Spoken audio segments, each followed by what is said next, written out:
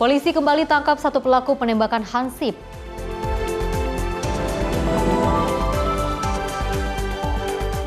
Sepuluh tokoh terima gelar pahlawan nasional dari Presiden.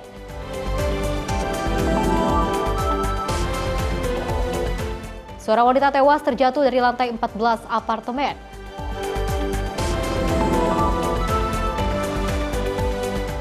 Korban ledakan SMAN 72 berangsur pulang.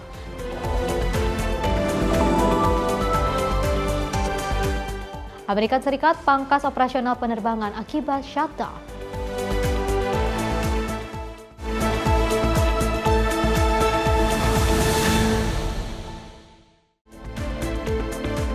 Halo, selamat pagi pemirsa. Menyapa Indonesia Pagi kembali hadir menemani Anda dengan beragam informasi menarik yang akan kami hadirkan untuk Anda. Bersama saya, Pesi Ramadi, inilah Menyapa Indonesia Pagi selengkapnya.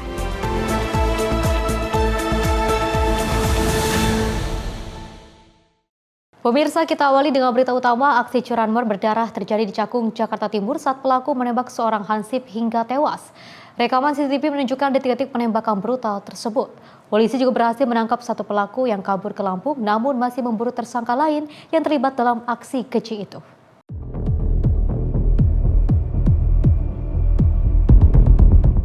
Kejadian keji kembali terjadi di daerah Cakung, Jakarta Timur pada 8 Oktober 2025. Dilansir dari rekaman CCTV yang berada di TKP, para pelaku curanmor yang beroperasi di kawasan Cakung, Jakarta Timur tega menembak seorang Hansip di bagian perut dengan senjata api. Akibat dari tembakan tersebut, Hansip terkena tembakan dari pelaku meregang nyawa. Dalam rekaman CCTV, pelaku dapat kabur. Melihat kejadian tersebut, Resmob Polda Metro Jaya ini berhasil menangkap salah satu pelaku penembakan yang berusaha melarikan diri ke Lampung. Walaupun sudah mengantongi salah satu pelaku, polisi masih memburu tersangka lainnya yang diduga terlibat dalam aksi penembakan tersebut. Viryal Al-Hakim, tim redaksi Simpo TV, melaporkan. Pemirsa, polisi kembali meringkus satu pelaku curanmor dan juga penembakan yang menyebabkan seorang petugas keamanan Pamsa Wakarsa atau Hansip tewas seketika di wilayah Cakung, Jakarta Timur. Pelaku juga diamankan di wilayah Cipayung, Jakarta Timur pada Minggu 9 November 2025.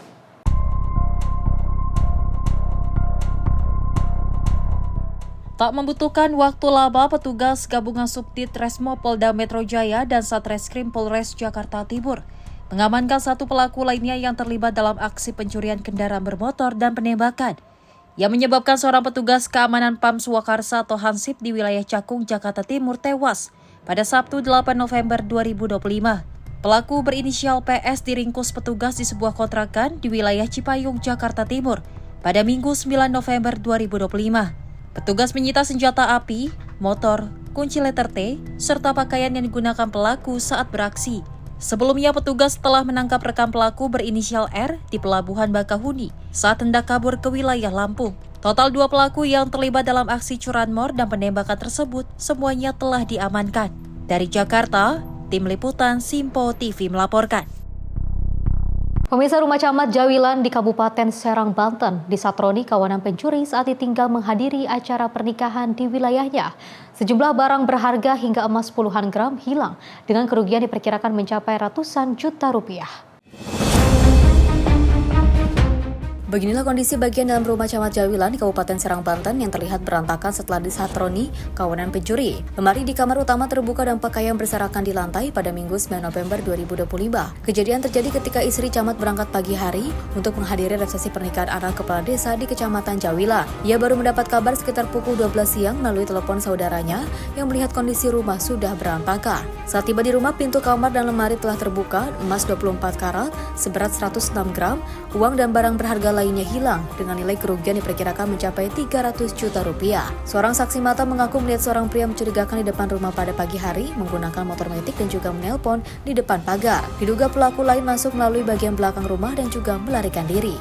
Kalau di situ sebelumnya ada orang tersebut pakai motor Scoopy merah 2023 sempat mencurigakan di depan pintu gerbang ini. Lalu 20 menit kemudian dia itu pindah ke arah barat. Orang tersebut, tapi saya tidak terlalu mencurigakan gitu kan. Saya cek gerbang, langsung pergi, kemudian balik 30 menit saya balik lagi ke sini, orang tersebut ada di sono, tapi dalam posisi teleponan terus. Oh, untuk ciri-cirinya? Untuk ciri-ciri badannya kurus, sedikit agak monyong, pakai ketupung sweater hitam. Itu diperkirakan berapa orang pas dilihat? Pas dilihat yang di depan itu ada 1 orang di motor, cuma ada yang melihat lagi dari kampung itu, jadi dia keluar itu ada 3 orang. Awalnya sih kita kondangan, rumah ini ditinggal kondangan dalam keadaan kosong berarti kan ya. Kita kondangan berangkat jam 7, terus pas saya dikasih kabar itu jam 2 gitu. Keadaan rumah yang sudah acak-acakan gitu. Jadi semua isi lemari udah semuanya keluar tanpa ada yang tersisa. Kalau maling sendiri masuk dan keluar dari mana? Masuknya lewat belakang, keluarnya juga lewat belakang. Di samping ibu ini ya? Iya, di sini, lewat sini. Masuk dari sini, keluar dari sini juga. Itu menggunakan apa tuh? Kalau ke masuknya itu menggunakan naik pohon lantoro ya.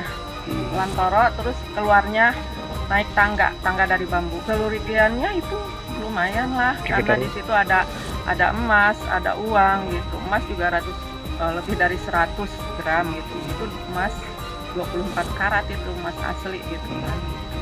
Terus ada uang juga, ada laptop, ada HP, ada macam-macam yang dikiranya maling berharga itu semuanya diambil karena leluasa kita tinggalkan rumah dalam keadaan kosong gitu. Saat ini pihak kepolisian sedang melakukan penyidikan termasuk mengumpulkan barang bukti dan keterangan saksi untuk mengejar para pelaku yang diduga telah mengintai rumah korban sebelum beraksi. Dari Serang, Banten, jurnalis Simpo TV melaporkan. Pemirsa, kepergok saat beraksi 2 pelaku pencurian sepeda motor di Kota Bekasi, Jawa Barat babak belur dihakimi oleh massa. Pelaku tertangkap sekelompok pemuda saat dipergoki sedang mencuri sepeda motor warga. Dari rekaman kamera CCTV yang terpasang di salah satu rumah kontrakan di Jalan Kapuk Raya, Kampung Pedurenan Durenjaya, Bekasi Timur, Kota Bekasi, terlihat seorang pelaku mengenakan jaket hitam datang berjalan kaki sambil mengawasi situasi sekitar. Tak berselang lama pelaku terlihat mengeluarkan sebuah kunci diduga letter T dan mengarahkannya ke sepeda motor incaran. Saat berusaha merusak kunci kendaraan dan hendak membawa kabur, aksinya tiba-tiba dipergoki oleh gerombolan pemuda yang sedang begadang. Panik, pelaku langsung melarikan diri bersama dengan seorang rekan yang menunggu tak jauh dari lokasi. Namun upaya keduanya gagal. Warga yang menyadari aksi tersebut langsung melakukan pengecekan dan mengejar para pelaku. Keduanya berhasil ditangkap tak jauh dari lokasi kejadian dan segera menjadi bulan-bulanan massa hingga babak belur. Aksi pencurian tersebut terjadi pada Jumat 7 November 2025. Diduga pelaku pencurian merupakan kawanan profesional yang kerap beraksi di wilayah Bekasi Timur. Setelah berhasil diamankan, kedua pelaku langsung diserahkan kepada pihak kepolisian untuk penyidikan lebih lanjut. Warga juga menemukan barang bukti berupa kunci letter T yang masih menempel di motor milik korban. Ini Uni pulang jam 2 lah itu, baru pulang karena ini kan dia mau pindah. Jadi di dalam banyak barang, makanya motornya ditaruh di luar. Nah jam 2:30 lah itulah kejadiannya tuh. Motornya mau diambil, nah cuman ada anak-anak muda di situ. Nah maling motornya itu nggak ngeliat mungkin kalau ada anak-anak pada nongkrong. Nah, cuman motor udah sempat masuk kunci T-nya itu, udah sempat masuk. Nah keburu ketahuan anak-anak muda dari sono lari, akhirnya malingin motornya itu lari juga karena ngeliat ada ya anak-anak muda. Terus dikejar, Bang? Dikejar, yang satu nunggu di motor, yang satu beraksi, jadi 2 orang malingnya. Itu ketangkep dua-duanya atau cuma satu aja? Dua-duanya ketangkep. Sekarang di Polsek Timur, Rawalumbu. Pelaku berarti 2 orang dong? 2 orang. Guna kepentingan penyidikan, kedua pelaku saat ini telah ditahan di Polsek Rawalumbu dan kasusnya masih dalam penanganan Satreskrim Polres Metro Bekasi Kota. Dari Bekasi, Jawa Barat, jurnalis Simpo TV melaporkan. Pemirsa, 3 orang yang juga merupakan satu keluarga tewas setelah rumah tempat tinggalnya ini terbakar hebat. Ketiga korban ditemukan dalam keadaan mengenaskan berpelukan di dalam kamar saat dievakuasi oleh tim gabungan. Kebakaran hebat terjadi di kawasan padat penduduk di Jalan AS Nasution, Banjarmasin. Dalam video amatir yang juga diambil warga, api dengan cepat berkobar lantaran kondisi angin yang bertiup kencang di kawasan padat penduduk. Akibat dari kebakaran ini, 3 orang yaitu ayah, Tusradi 50 tahun, Marini 46 tahun, dan seorang anak perempuan berumur 11 tahun yang merupakan satu keluarga tewas berpelukan di dalam kamar yang terbakar. Proses evakuasi 3 jenazah ini berlangsung dramatis. Isak tangis warga pecah saat melihat jasad korban dievakuasi petugas bersama relawan dari puing-puing reruntuhan saat proses pemadaman berlangsung. Sedikitnya 8 rumah terbakar akibat amukan si jago merah tersebut. Dian, salah satu korban yang juga berhasil selamat, menduga api berasal dari salah satu rumah yang saat itu masih ditinggali penghuninya. Sholat subuh, orang sudah selesaian, baru api itu makin beganal. Lalu asapnya ini makin tebal. Lalu ulun ini rasa curiga, mengkira apa di dapur kah atau apa. Pas ulun ke dapur, hanyar api itu ganal banar. Lalu ulun menolongi mama ulun, pada kau lagi ulun berkutiak menolongi mama. Baik itu keluar ulun, pas mengeluarkan mama, hanyar ulun berkutiak keluar kampung, hanyar keluar. Ada 8 buah rumah yang terbakar, yang rusak ringan ada 3. Jadi yang 5 itu rusak berat. Untuk korban jiwanya ada 3 orang. Yang pertama atas nama Tusradi, kedua atas nama Marini, ketiga atas nama Nur Halisa. Satu keluarga itu mungkin. Yang selamat ada di Langgar tadi. Pada saat kejadian dia tidur di tempat temannya. Kini garis polisi telah terpasang di lokasi kebakaran. Pihak kepolisian masih melakukan penyidikan untuk memastikan penyebab pasti kebakaran. Dari Banjarmasin, Kalimantan Selatan, jurnalis Simpo TV melaporkan. Informasi lainnya, pemirsa, Presiden Prabowo Subianto membentuk Komisi Percepatan Reformasi Polri dipimpin oleh Jimli Asidik. Tentunya komisi ini diharapkan akan bekerja transparan, melibatkan masukan dari berbagai pihak dan juga menampung aspirasi masyarakat. Presiden Prabowo Subianto resmi membentuk Komisi Percepatan Reformasi Polri dipimpin mantan Ketua Mahkamah Konstitusi Jimli Asidik. Komisi ini diminta bekerja secara taktis dan transparan, serta memberikan laporan periodik untuk mengambil keputusan terkait reformasi kepolisian dan evaluasi lembaga pasca reformasi. Jimli menyampaikan laporan komisi tidak hanya berupa rumusan, tetapi juga melibatkan masukan dari berbagai pihak, mulai dari tokoh bangsa, aktivis, hingga kreator konten, sebagai bentuk transparansi dan respon terhadap aspirasi masyarakat. Presiden Prabowo menekankan pentingnya mendengar suara rakyat dalam proses reformasi. Ya, tentu secepatnya, tapi Bapak Presiden tidak memberi batasan waktu. Minimal 3 bulan itu sudah ada laporan. Walaupun itu bisa berkembang sesuai dengan kebutuhan. Kalau rumusan kami bisa kerjain sendiri-sendiri, pasti bagus-bagus. Tapi cara rumusan usulan kebijakan reformasi itu diperoleh itu penting. Kami bersikap terbuka untuk mendengarkan. Kalau nanti nggak bisa dibuat forum khusus, ya paling tidak kami akan rajin untuk mendengarkan di YouTube. Tapi ini nanti akan kami susun apa saja, siapa saja yang forum seperti apa yang perlu kita adakan. Insya Allah kita akan terbuka. Komisi terdiri dari 10 anggota termasuk Menteri Tito Karnavian, Yusril Iza Mahendra, Mahfud MD, Kapolri Listio Sigit Prabowo, serta beberapa mantan Kapolri. Pembentukan komisi diatur melalui keputusan Presiden nomor 122/P tahun 2025. Tim redaksi Simpo TV melaporkan. Selain itu, pemirsa, Presiden Prabowo Subianto juga meminta semua lembaga produk reformasi segera dievaluasi untuk meningkatkan kinerja dan juga efektivitas. Jimli Asidik menyampaikan bahwa Komisi Percepatan Reformasi Polri yang dipimpinnya ini akan menampung aspirasi masyarakat dan juga menghasilkan keputusan yang mengikat. Presiden Prabowo Subianto meminta seluruh lembaga produk reformasi segera dievaluasi secara berkala, mencakup kinerja dan kemungkinan restrukturisasi. Pernyataan ini disampaikan oleh Ketua Komisi Percepatan Reformasi Polri, Jimli Asidik, usai dilantik oleh Presiden di Istana Merdeka, Jakarta pada 7 November 2025. Komisi Percepatan Reformasi Polri dibentuk untuk menampung aspirasi masyarakat terkait perbaikan institusi Polri. Jimli menegaskan komisi akan bekerja independen, menelaah aspirasi yang masuk dan menghasilkan keputusan yang mengikat, bukan sekedar rekomendasi. Sangat responsif terhadap aspirasi rakyat mengenai kepolisian. Bahkan beliau juga menyampaikan tadi kepada kami, bukan hanya kepolisian sebetulnya yang harus dievaluasi. Semua kelembagaan yang kita bangun sesudah reformasi perlu dikaji.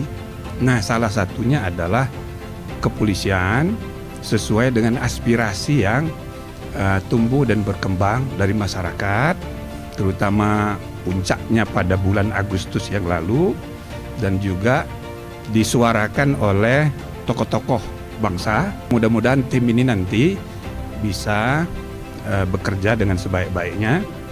Tentu bukan hanya hasilnya yang diperlukan, tapi juga proses. Bagaimana rekomendasi kebijakan yang perlu direformasi itu nanti diperoleh. Bagaimana caranya? Seluruh masyarakat kita punya kepentingan, karena polisi adalah milik rakyat. Melayani rakyat, melindungi rakyat, mengayomi rakyat.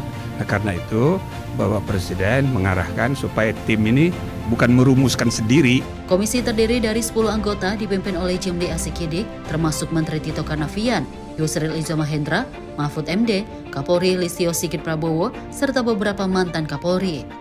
Pembentukan komisi diatur dalam Keputusan Presiden Nomor 122/P Tahun 2025. Tim redaksi Simpo TV melaporkan.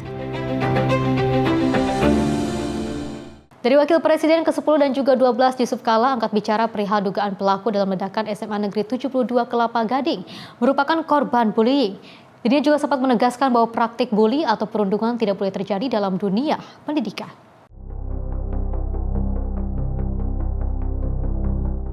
Dalam kasus ledakan SMA Negeri 72 Kelapa Gading, pihak kepolisian berhasil mengamankan satu orang yang diduga pelaku. Pelaku ini merupakan salah satu siswa SMA 72 Kelapa Gading dan diduga menjadi korban bullying.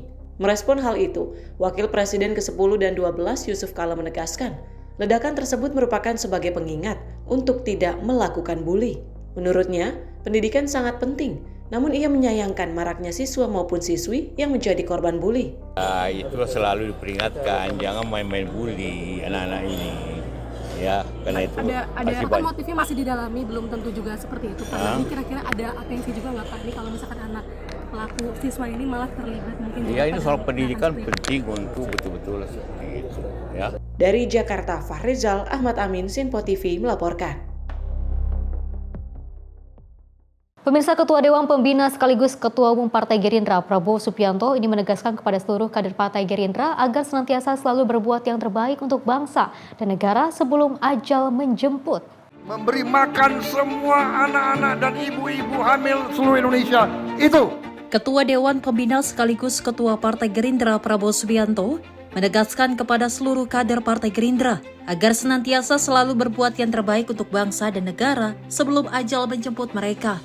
Hal itu ia sampaikan dalam acara taklimat Ketua Dewan Partai Gerindra bertajuk Kompak Bergerak Berdampak yang dihelat di Padepokan Garuda Yaksa, Hambelang, Bogor, Jawa Barat pada Sabtu lalu. Dalam taklimatnya, Prabowo mengimbau kepada semua kader Partai Gerindra yang kini telah menjabat di level eksekutif hingga gubernur dan bupati agar tidak takut berbuat yang terbaik untuk bangsa dan negara. Lebih baik kita berbuat yang terbaik. Gajah meninggalkan Gading. Harimau meninggalkan belang. Manusia mati meninggalkan nama. Lebih baik kita dikenang membela rakyat, dikenang membawa Indonesia sejahtera, dikenang memberi makan semua anak-anak dan ibu-ibu hamil seluruh Indonesia, itu. Lebih lanjut, Prabowo mengungkapkan lebih baik berbuat yang terbaik untuk bangsa dan negara Indonesia sejahtera hingga dikenang karena keberhasilannya atas program-program kebijakan pemerintah yang berdampak ke rakyat. Seorang pemimpin negarawan sejati menurutnya juga harus lebih peka menghadapi keadaan bangsanya. Dari Bogor, Jawa Barat, Tio Malau, Simpo TV melaporkan. Pemirsa, informasi lainnya akan terus kami hadirkan usai jeda berikut ini.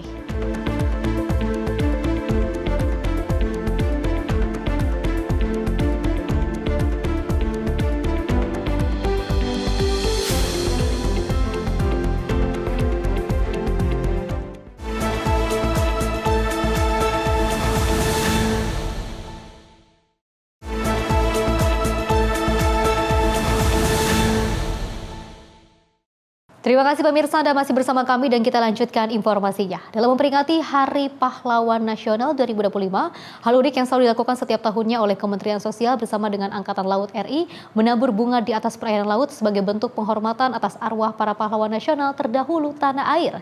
Lalu bagaimana melihat suasana peringatan Hari Pahlawan Nasional kali ini? Berikut laporan dari tim liputan Simpo TV, Max Munte dan juru kamera Roda Bayu. Pemirsa, Angkatan Laut Republik Indonesia bersama dengan Kementerian Sosial melakukan prosesi tabur bunga di perairan Teluk Jakarta yang berada di Jakarta Utara, di mana memang memanfaatkan ataupun dalam masa momentum Hari Pahlawan Nasional tahun 2025 ini memang dari Angkatan Laut Republik Indonesia bersama dengan Kemensos ini memang melakukan prosesi dari tabur bunga ini, di mana memang berlayar sejak pukul 7:30 waktu Indonesia bagian Barat. Saya akan mengajak Anda untuk melihat bagaimana situasi yang ada di KRI Brawijaya 320, di mana menjadi moda transportasi dari Angkatan Laut RI bersama dengan Kemensos dan sejumlah tamu undangan yang ikut melakukan taburan bunga dalam momentum Hari Pahlawan Nasional.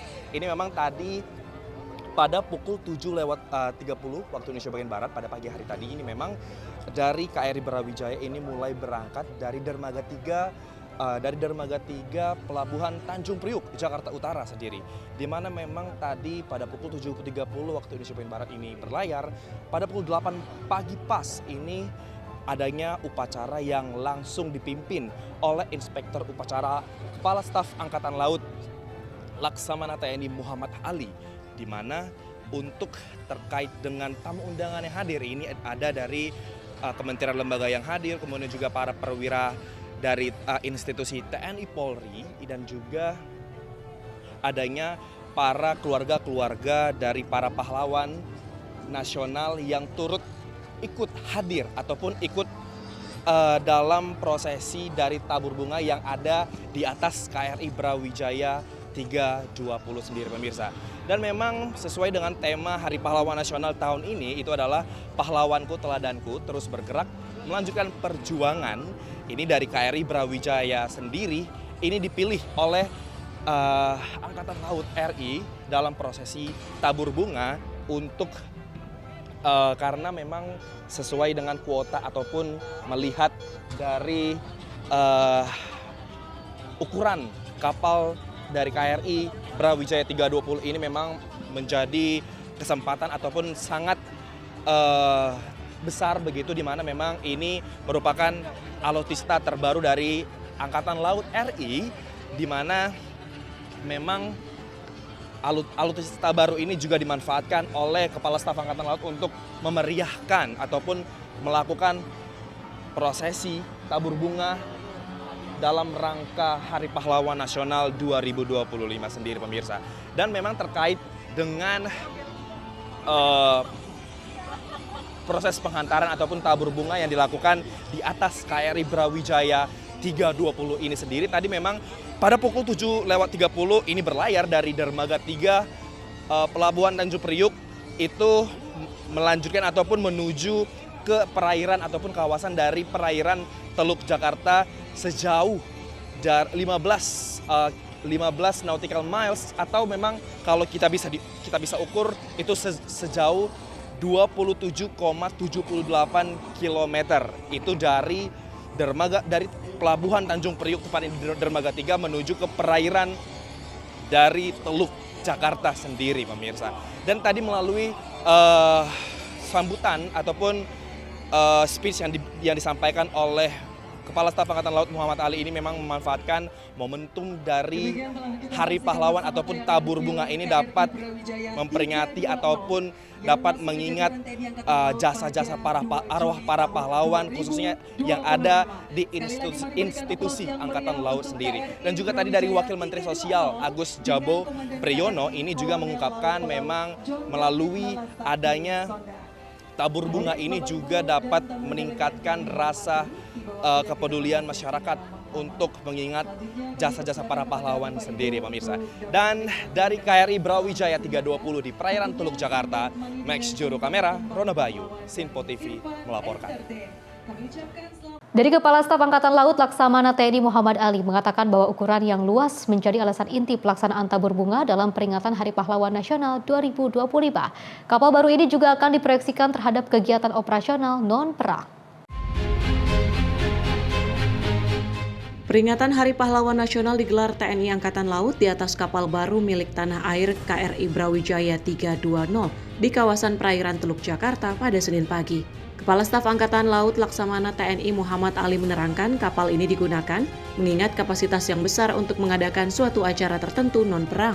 Kapal sepanjang 145 meter ini digunakan tepatnya di area buritan kapal untuk menjadi saksi pelepasan taburan bunga Kepala Staf Angkatan Laut bersama Kementerian Sosial. Adapun pihak yang hadir pada peringatan Hari Pahlawan di atas laut tersebut berasal dari berbagai elemen, yaitu keluarga para mantan pejuang KRI Macan Tutul, Angkatan Udara, hingga Angkatan Darat. Pertama saya menjawab kenapa dipilih KRI Brawijaya, karena KRI Brawijaya ini juga berukuran besar, bahkan ukurannya lebih besar dari LPD, panjangnya 145 meter, kemudian sehingga memuat banyak untuk tamu, bisa memuat banyak tamu yang hadir.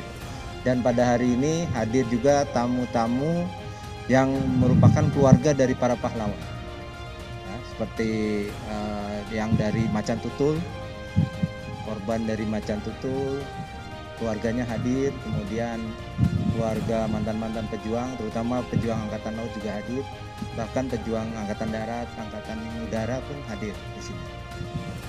Keluarganya diikutkan dalam pelayaran tabur bunga ini. Dan kapal ini baru sekaligus memperkenalkan kepada masyarakat bahwa kapal ini juga bisa digunakan untuk kepentingan operasi militer selain perang, untuk tabur bunga, untuk acara-acara seremoni ataupun acara-acara bakti sosial seperti itu. Dari Jakarta, Max Ronabayu, Sinpo TV melaporkan. Pemirsa, keluarga para tokoh yang juga dianugerahi gelar pahlawan nasional menyampaikan rasa terima kasih atas penghargaan dari Presiden Prabowo Subianto. Tentunya gelar ini diberikan untuk mengenang jasa perjuangan mereka termasuk Soeharto, Gus Dur, Marsina dan juga Rahmael Yunusiah. Keluarga para tokoh yang dianugerahi gelar pahlawan nasional menyampaikan ucapan terima kasih atas penghargaan yang diberikan negara. Keluarga Soeharto, Gus Dur, Marsina, dan Rahmael Yunusiah menyatakan apresiasi atas pengakuan jasa-jasa anggota keluarga mereka yang diakui secara resmi. Putra dan putri mendiang Soeharto menyerahkan penilaian jasa ayah mereka kepada masyarakat, sementara keluarga Marsina menyoroti perjuangan sosial dan keberanian aktivis buruh tersebut yang gelarnya diterima oleh kakak dan adiknya Marsini dan Wijiyanti. Marsini juga mengapresiasi dukungan berbagai pihak yang terus memperjuangkan perjuangan Marsina hingga diakui sebagai pahlawan nasional. Pada kesempatannya sama, ahli waris Rahmael Yunusiah Fauzia Fazia Muhammadin menyampaikan rasa syukur atas penganugerahan gelar tersebut. Ya, pro kontra kan masyarakat Indonesia itu kan macam-macam ya. Ada yang pro, ada yang kontra, itu wajar-wajar saja. Penting kan kita melihat apa yang telah dilakukan oleh bapak saya dari sejak muda sampai beliau wafat, itu semua perjuangannya untuk bangsa dan negara dan masyarakat Indonesia. Jadi boleh-boleh saja kontra, tapi juga jangan ekstrim gitu. Yang penting kita jaga persatuan dan kesatuan Republik Indonesia. Mengucapkan terima kasih kepada Bapak Presiden Prabowo, Bapak Presiden RI yang sekarang. Terima kasih banget, terima kasih sebesar-besarnya untuk anugerah yang diberikan untuk adik saya Marsina. Dan kita dari pihak keluarga tentu menyambut dengan rasa syukur. Semua santri juga menyambut dengan rasa syukur bahwa ketika pemerintah memberikan penghargaan sebagai pahlawan, artinya ada pengakuan atas perjuangan Bunda Rahmael Yunusiah yang tak hanya sebagai tokoh pendidikan tapi juga tokoh perjuangan kemerdekaan. Ya, itu yang kita rasakan dan kita ucapkan terima kasih kepada pemerintah Indonesia, khususnya kepada pemerintah Bapak Prabowo Subianto yang telah memberikan anugerah ini. Presiden Prabowo Subianto menganugerahkan gelar pahlawan nasional berdasarkan keputusan Presiden nomor 116/TK/tahun 2025, mencakup 10 tokoh termasuk Gus Dur, Soeharto, Marsina, dan Rahmael Yunusiah. Tim redaksi Sinpo TV melaporkan. Sementara itu pemirsa, Presiden Prabowo Subianto juga menganugerahkan gelar pahlawan nasional kepada 10 tokoh pada peringatan Hari Pahlawan. Tentunya gelar diberikan kepada tokoh yang berjasa dalam perjuangan kemerdekaan politik dan juga penguatan persatuan bangsa. Presiden Prabowo Subianto menganugerahkan gelar pahlawan nasional kepada 10 tokoh pada peringatan Hari Pahlawan di Istana Negara Jakarta pada Senin 10 November 2025. Acara diawali dengan prosesi mengheningkan cipta untuk mengenang jasa para pahlawan yang telah berkontribusi bagi bangsa. Sejenak mengenang arwah dan jasa-jasa para pahlawan yang telah berkorban untuk kemerdekaan, kedaulatan dan kehormatan bangsa Indonesia, yang telah memberi segala-galanya agar kita bisa hidup merdeka dan kita bisa hidup dalam alam yang sejahtera. Mengheningkan cipta mulai. Penganugerahan berdasarkan keputusan Presiden nomor 116/TK/tahun 2025 yang ditetapkan pada 6 November 2025. Tokoh yang menerima gelar antara lain Ki Haji Abdurrahman Wahid, Jenderal Besar TNI Soeharto, Marsina, Prof. Dr. Mohtar Kusuma Atmaja, Hajah Rama El Yunusia, Sarwo Edi Wibowo, Sultan Muhammad Salahuddin, Syaikona Muhammad Holil, Tuan Ronda Haim Saragi, dan Zainal Abidin Syah dari berbagai provinsi di Indonesia. Dewan Gelar Tanda Jasa dan Tanda Kehormatan memberikan pertimbangan pengusulan ini dengan berpedoman pada Undang-Undang Nomor 20 Tahun 2009. Gelar Pahlawan Nasional diberikan kepada mereka yang telah meninggal dan semasa hidupnya berjuang di bidang politik, bersenjata, atau bidang lain untuk merebut, mempertahankan, dan mengisi kemerdekaan serta memperkuat persatuan bangsa. Tim redaksi Sinpo TV melaporkan. Pemirsa, Gubernur DKI Jakarta Pramono Anung ini memimpin upacara peringatan Hari Pahlawan Nasional di lapangan Balai Kota Jakarta pada Senin pagi. Tentunya dalam kesempatan itu Pramono juga turut berbicara perihal makna kemerdekaan hingga asta-cita Presiden Prabowo Subianto.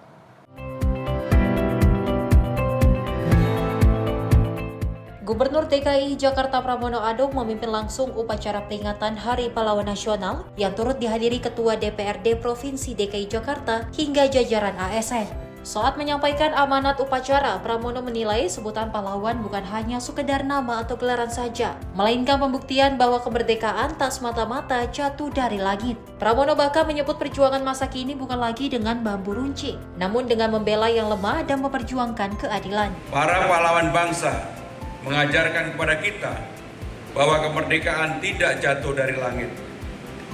Kemerdekaan lahir dari kesabaran, keberanian, kejujuran, kebersamaan, dan keikhlasan. Karenanya ada 3 hal yang dapat kita teladani dari para pahlawan bangsa. Pertama, kesabaran para pahlawan. Mereka sabar menempuh ilmu, sabar menyusun strategi, sabar menunggu momentum, dan sabar membangun kebersamaan di tengah segala keterbatasan. Mereka tetap bersabar meski menghadapi perbedaan pandangan dan jalan perjuangan. Tak hanya itu, dalam sambutannya Pramono juga menyinggung nilai perjuangan yang tertanam di program Asta-Cita Presiden Prabowo Subianto, mulai dari memperkuat ketahanan nasional hingga membangun Indonesia yang sehat, cerdas, dan berdaya. Dari Jakarta, Sri Dewi Andayani, Azizul Hakim, Sinpo TV melaporkan. Pemirsa, Presiden RI Prabowo Subianto juga secara resmi menganugerahkan gelar pahlawan nasional ini kepada Marsina, sosok pekerja perempuan yang menjadi simbol perjuangan buruh dan keberanian rakyat biasa dalam menegakkan sebuah keadilan. Penganugerahan tersebut dilakukan pada upacara di Istana Negara Jakarta pada Senin pagi yang juga bertepatan dengan peringatan Hari Pahlawan. Penganugerahan tersebut dilakukan pada upacara di Istana Negara Jakarta bertepatan dengan peringatan Hari Pahlawan.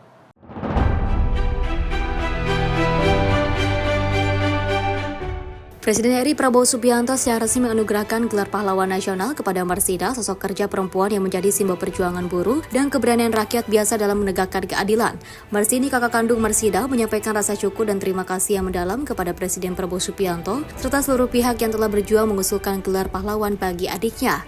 Marsini juga menyampaikan penghargaan kepada semua pihak yang selama ini setia menjaga semangat perjuangan Marsina, mulai dari pemerintahan daerah Nganjuk, organisasi pekerja seperti KSPSI dan juga KSBSI, hingga para aktivis dan juga LSM yang terus memperjuangkan pengakuan atas jasa Marsida. Marsini juga menegaskan bahwa perjuangan Marsina harus terus menjadi inspirasi bagi pekerja di seluruh Indonesia agar tidak melupakan nilai-nilai keadilan dan keberanian yang diperjuangkan adiknya.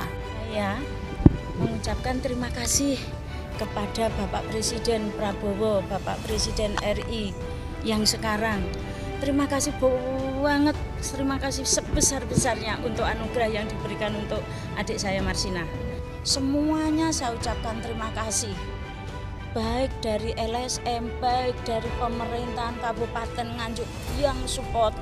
Beliau bertiga yang ada di sini, inilah yang mengawal dari seminar daerah, seminar nasional, juga berjuang untuk pemberkasan administrasinya di Pemda, di provinsi, bahkan di nasional. Semuanya terima kasih. Jika ada yang belum saya sebut, juga terutama keluarga, saya berterima kasih.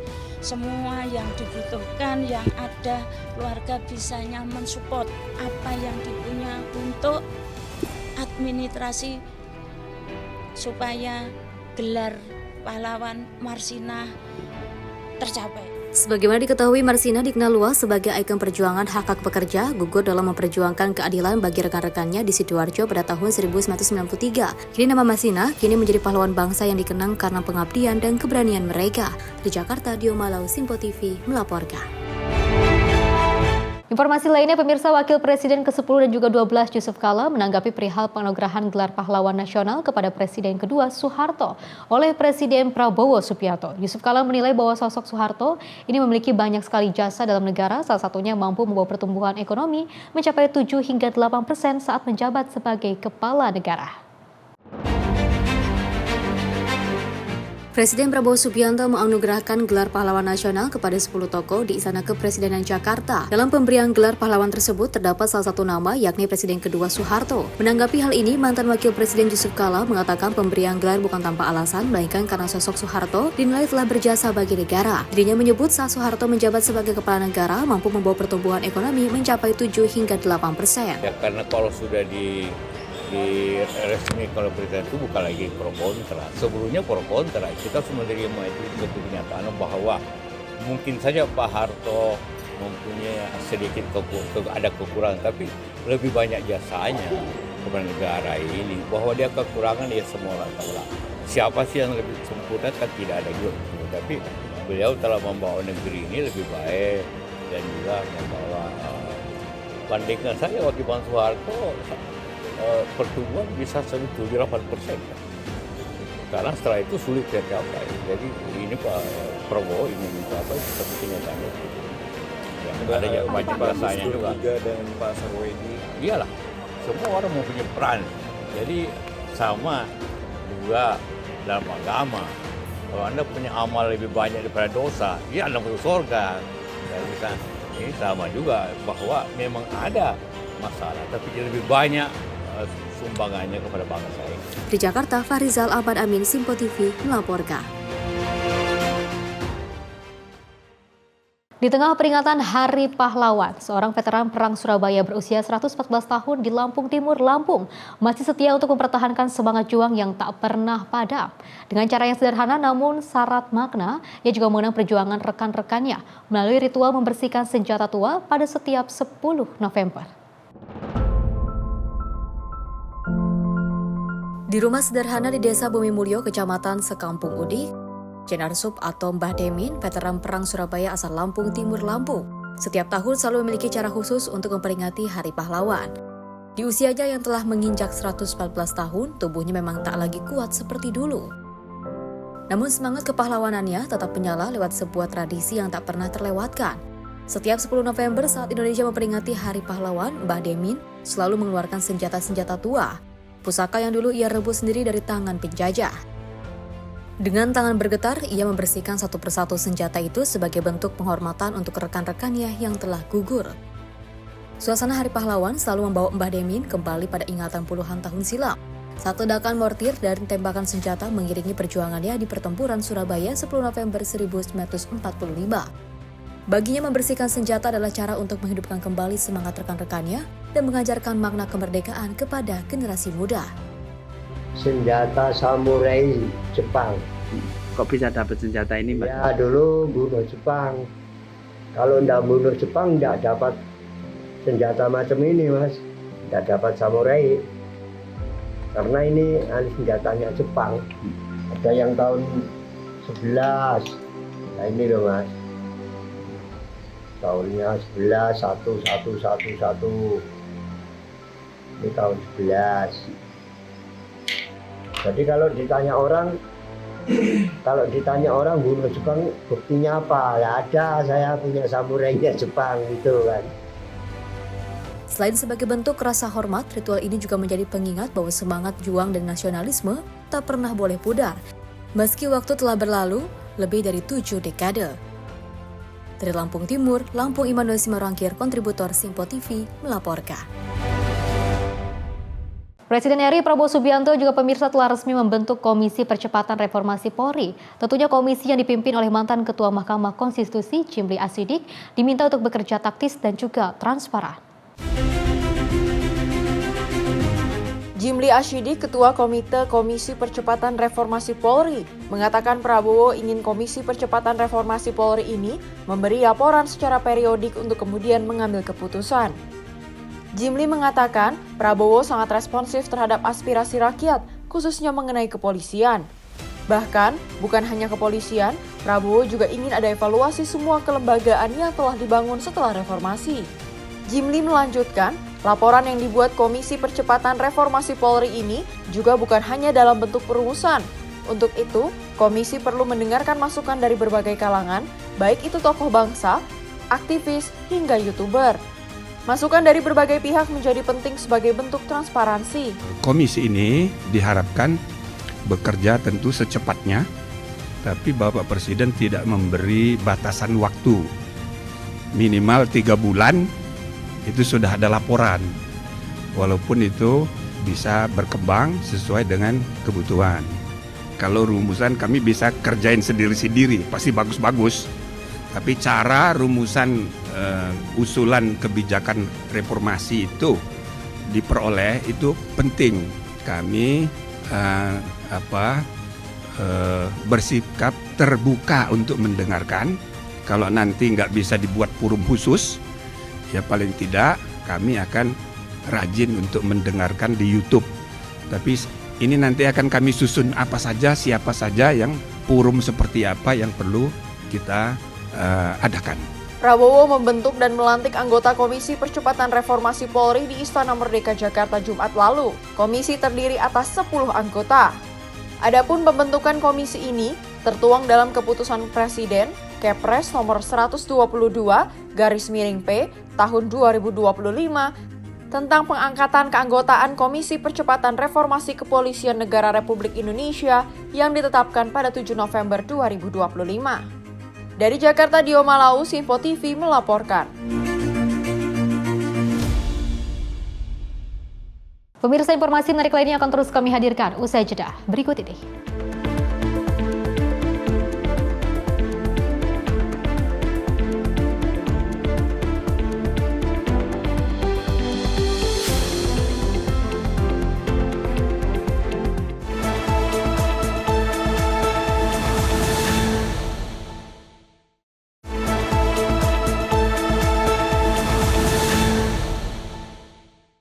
Anda masih menyaksikan Menyapa Indonesia Pagi, pemirsa, dan kita lanjutkan informasinya. Diduga pengemudi dalam pengaruh alkohol, sebuah mobil minibus melaju kencang hilang kendali, menabrak sejumlah tenda dan juga panggung acara peringatan Maulid Nabi Muhammad SAW di kawasan Kembangan Selatan, Jakarta Barat. Selain membuat mobil ringsek di bagian depan serta tenda dan panggung roboh, insiden kecelakaan tersebut membuat seorang pekerja tenda dan sound system terluka. Minibus hitam yang dikemudikan seorang pria dan berpenumpang wanita ini tampak ringsek setelah menabrak sejumlah tenda yang berdiri di bahu Jalan Kembangan Selatan, Jakarta Barat pada Minggu siang. Tak hanya membuat sejumlah tenda dan panggung acara peringatan Maulid Nabi Muhammad SAW roboh, insiden kecelakaan ini juga membuat seorang pekerja panggung dan sound system terluka di bagian tangan dan kepala. Insiden kecelakaan tersebut bermula terjadi saat mobil dengan nomor polisi B1929 HZB melaju kencang dari arah Puri Kembangan menuju Cengkareng. Tiba-tiba hilang kendali dan langsung menabrak sejumlah tenda dan panggung di lokasi. Diduga penyebab kecelakaan tersebut akibat pengemudi mobil minibus masih dalam pengaruh minuman beralkohol saat berkendara.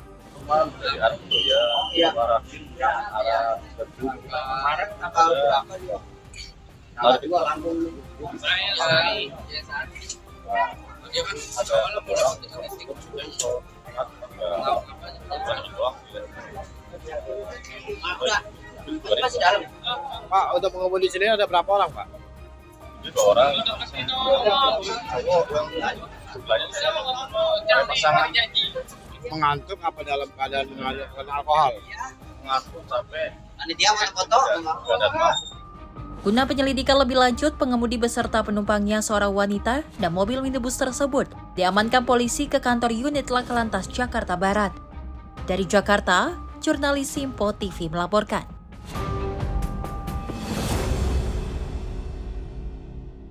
Pemirsa, Badan Narkotika Nasional Provinsi Sumatera Selatan ini memimpin penggerebekan besar-besaran terhadap kampung yang diduga menjadi sarang peredaran narkoba di wilayah Palembang dan juga Banyuasin, Sumatera Selatan. Aksi ini dilakukan pada Jumat 7 November 2025 menyusul laporan masyarakat yang resah atas maraknya aktivitas transaksi dan juga pesta sabu di kawasan tersebut. Operasi pemberantasan narkoba melibatkan 150 personil gabungan dari Satgas Preventif Opsikat 2 Musi dan Direktorat Reserse Narkoba Polda Sumatera Selatan bersama tim BNNP Sumatera Selatan Jumat 7 November 2025. Petugas mengawali dengan menyisir kawasan yang diduga menjadi lokasi rawan peredaran barang haram sejak pagi hari. Penggerebekan dilakukan di 8 rumah berbeda yang tersebar di kawasan Kenten Laut, Kabupaten Banyuasin.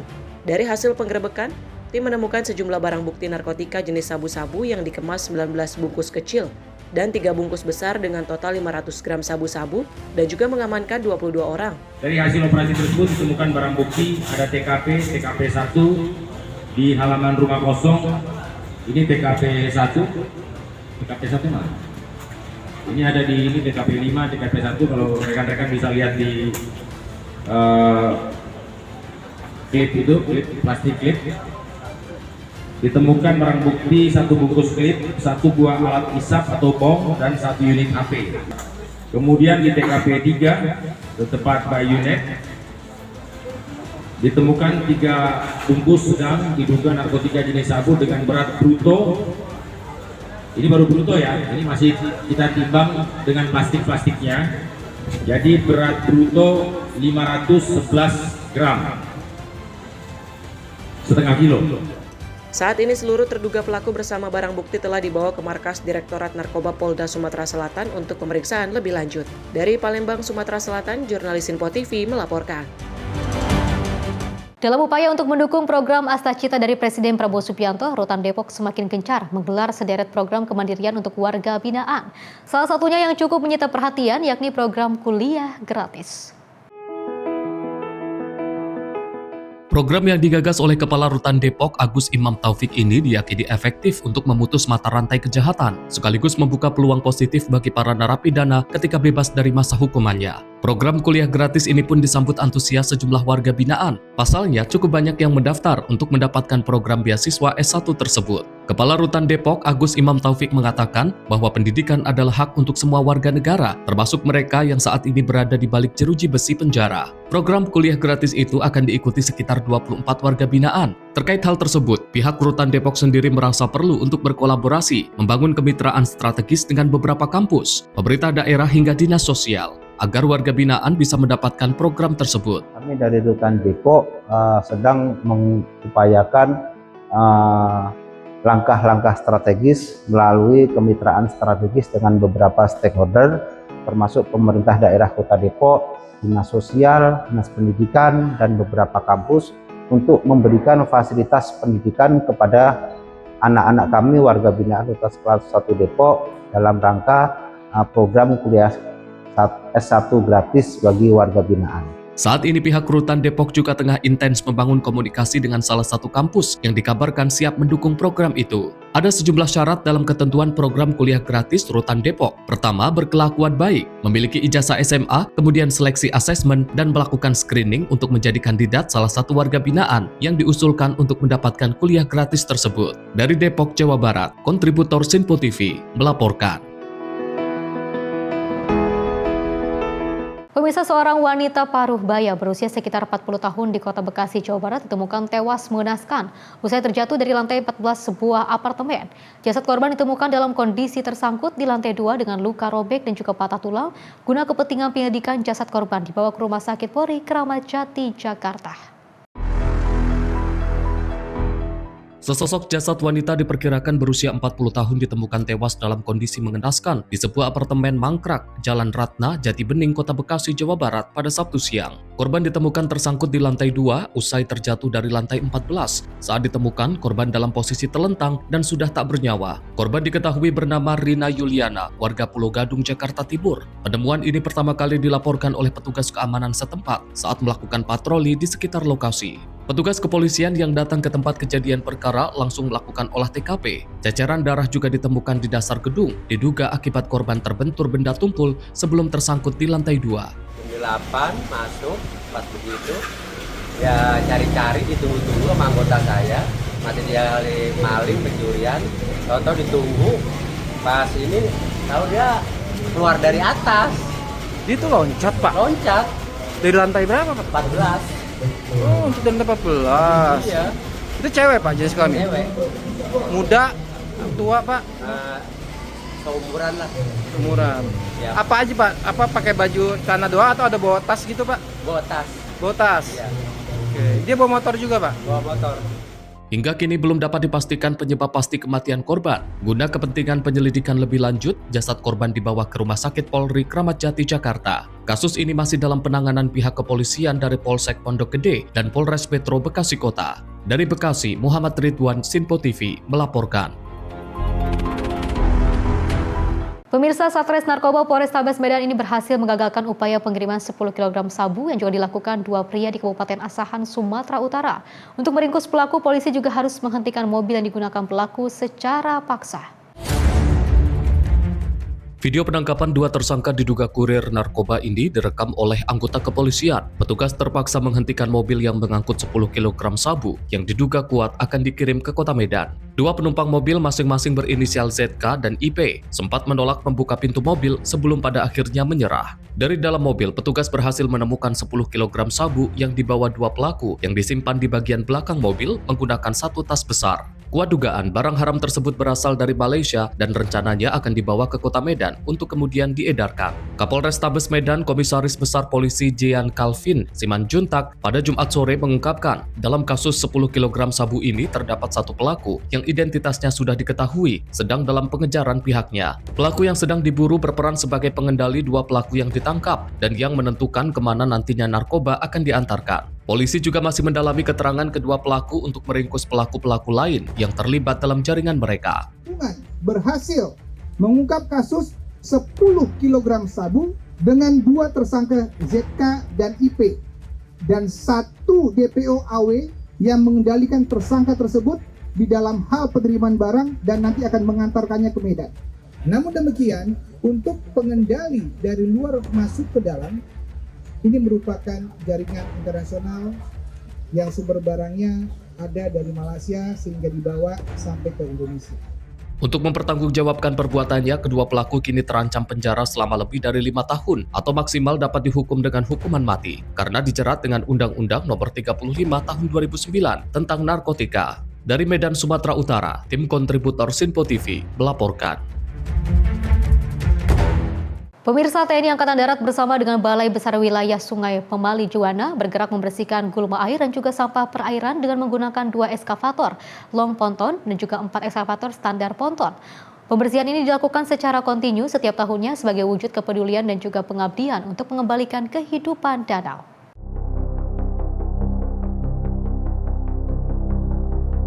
Danau bukan sekedar bentang alam yang memancarkan ketenangan, tetapi sumber kehidupan yang menjaga keseimbangan ekosistem dan menghidupi masyarakat di sekitarnya. Begitu pula Danau Rawapening yang terbentang di antara Ambarawa dan Salatiga, Jawa Tengah. Dengan luas 2.670 hektar, danau ini telah lama menjadi tumpuan hidup warga sekaligus potensi wisata alam. Namun keindahan itu terancam oleh penyebaran eceng gondok yang menutupi permukaan danau yang setiap tahunnya terus menyebar. Sejak tahun 2020, TNI Angkatan Darat bersama dengan Balai Besar Wilayah Sungai Pemali Juwana bergerak membersihkan gulma air dan sampah perairan dengan menggunakan 2 ekskavator long ponton dan 4 ekskavator standar ponton. Pembersihan ini dilakukan secara kontinu setiap tahunnya sebagai wujud kepedulian dan pengabdian untuk mengembalikan kehidupan danau. Luas awal area yang tercemar eceng gondok seluas 165 hektar pada 25 November 2024. TNI AD pun mempunyai progres tahap pembersihan. Tahap pertama, 550 hektar yang dikerjakan dari tanggal 3 September sampai dengan 31 Desember. Tahap kedua, 450 hektar yang dikerjakan dari 29 Juli hingga 25 Desember. Tahap ketiga, 200 hektar yang dikerjakan dari tanggal 11 Februari hingga 9 Agustus. Tahap keempat, 130 hektar yang dikerjakan dari tanggal 5 April hingga 1 Oktober. Tahap kelima, 263,5 hektar yang dikerjakan dari 14 Mei hingga 20 Desember. TNI AD menurunkan jenis alat pembersih yang digunakan seperti XK standar ponton, eskalon ponton, XK amfibir, perahu, dan jumlah alat pembersih yang digunakan 1 hektar HR2 long 4 standar. Saat ini hasilnya sangat signifikan. Tinggal nanti ke depan perlu dilanjut lagi, insya Allah ya, dilanjut lagi supaya pasca pelaksanaan ini tidak selesai begitu saja. Meski belum selesai sepenuhnya, harapan telah tumbuh dengan semangat kebersamaan, dukungan masyarakat, dan pengabdian tulus prajurit TNI AD. Rawapening perlahan kembali menjadi kebanggaan dan sumber kehidupan yang lestari. Danau yang kembali bersih menjadi bukti sederhana bahwa bersama masyarakat, setiap pengabdian akan melahirkan kehidupan yang tak ternilai. Tim redaksi Simpo TV melaporkan. Pemirsa, pemerintah juga menargetkan penyelesaian 65 kampung nelayan merah putih tahun ini untuk meningkatkan kesejahteraan masyarakat pesisir. Selain itu, Kementerian Kelautan dan juga Perikanan akan mengembangkan budidaya perikanan secara nasional secara bertahap hingga 2 tahun ke depan. Pemerintah menargetkan penyelesaian pembangunan 65 titik kampung nelayan merah putih tahun ini untuk meningkatkan kesejahteraan masyarakat pesisir. Hal ini disampaikan oleh Menteri Kelautan dan Perikanan, Sakti Wahyu Trenggono, usai menghadiri rapat terbatas di Istana Merdeka Jakarta pada 6 November 2025. Dalam pertemuan tersebut, Presiden Prabowo Subianto menginstruksikan KKP untuk mengembangkan budidaya perikanan di darat. Sakti menjelaskan bahwa pengembangan ini akan dijalankan secara nasional dan menyasar berbagai wilayah strategis. Program pengembangan budidaya perikanan direncanakan berjalan bertahap dan ditargetkan selesai dalam 2 tahun ke depan. Langkah ini diharapkan dapat meningkatkan produktivitas perikanan sekaligus memperkuat ekonomi masyarakat pesisir. Pembangunan budidaya di darat itu juga salah satu yang diminta oleh beliau untuk di 500 kabupaten 2026. Tapi tahun ini dimulai kita ada 100 titik yang akan kita bangun. Tim redaksi Simpo TV melaporkan.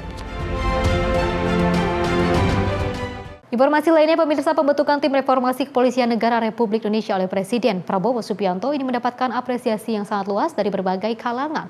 Tentu salah satunya pengamat politik Dr. John N. Palinggi menilai bahwa langkah ini sebagai tindakan strategis yang juga bertujuan untuk memperkuat kewibawaan institusi Polri sekaligus memperkokoh stabilitas nasional.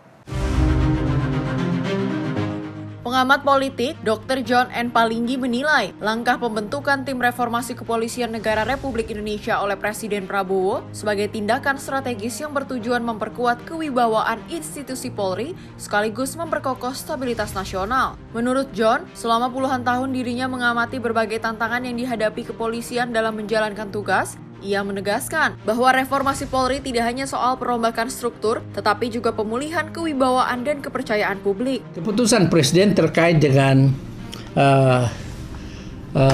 tim reformasi Kepolisian Negara Republik Indonesia kan sudah dibentuk. Ya, sudah dibentuk. Ketuanya Pak Jimli Asyidiki, saya kenal baik beliau. Jadi semua mereka yang non Polri di sana, saya yakin mereka adalah negarawan yang memikirkan bangsa dan negara ini. Tetapi mereka juga harus memikirkan bagaimana supaya polisi ini bisa melaksanakan fungsinya sesuai Undang-Undang Nomor 2 Tahun 2002. Karena pengalaman saya, ya selama 30 tahun lebih itu, saya lihat kepolisian sangat sulit melakukan tugasnya karena dengan interupsi berbagai LSM dan seolah-olah mereka lah itu yang lebih tahu penyelidikan, mereka yang seperti penegak hukum, menginterview penegak hukum seperti itu. Nggak bisa dijalankan dengan baik seperti itu. Belum lagi cercaan, cemohan, dan penghinaan, permusuhan kepada polisi. Nggak bisa jalan. Maka reformasi kepolisian harus mencantumkan terkait dengan kewibawaan polisi yang bisa diwujudkan dalam bentuk, ya misalnya cara memperlakukan masyarakat. Karena tujuan dari Undang-Undang Nomor 2 Tahun 2002 itu adalah kepolisian mewujudkan keamanan dan ketertiban masyarakat dalam negeri sambil menegakkan hukum dan menghormati HAM. Ini reformasi kepolisian sudah masuk orang negarawan. Ada 4 situ mantan Kapolri, Pak Listio Sigit, kemudian Pak Tito Karnavian, Badrodin Haiti, dan Pak Idam Aziz. Saya kira cukup bagus. Ada memang pendapat di luar bahwa mengapa tidak ada orang sipil situ yang mengerti HAM. Saya kira tidak perlu. Saya tegaskan tidak perlu. Ini urusan kenegaraan dan internal tidak pada tempatnya untuk dicampuri. Serahkan kepada Bapak Presiden, itu sudah mikirkan bagaimana supaya menyusun orang yang tepat dan memiliki loyalitas kepada negara dan juga kesetiaan juga pada Presiden. Adapun menurut John, Undang-Undang Nomor 2 Tahun 2002 sudah sangat jelas. Tujuan kepolisian adalah menjaga keamanan dan ketertiban masyarakat, menegakkan hukum, serta melindungi hak asasi manusia. Karena itu, pembenahan internal harus diarahkan untuk memperkuat fungsi-fungsi tersebut. Sebagaimana diketahui, tim reformasi Polri yang dibentuk Presiden Prabowo terdiri dari berbagai tokoh berpengalaman, termasuk 4 mantan Kapolri, yakni Jenderal Purn Listio Sigit Prabowo, Tito Karnavian, Badron Haiti, dan Idham Aziz. Dari Jakarta, Dio Malau, Sinpo TV melaporkan. Dari Menteri Komunikasi dan Digital Mutia Hafid ini mendorong transformasi pertanian melalui teknologi digital. Tentunya melalui program Tani Digital, pemerintah ingin membuat sektor pertanian lebih efisien dan juga meningkatkan taraf hidup petani.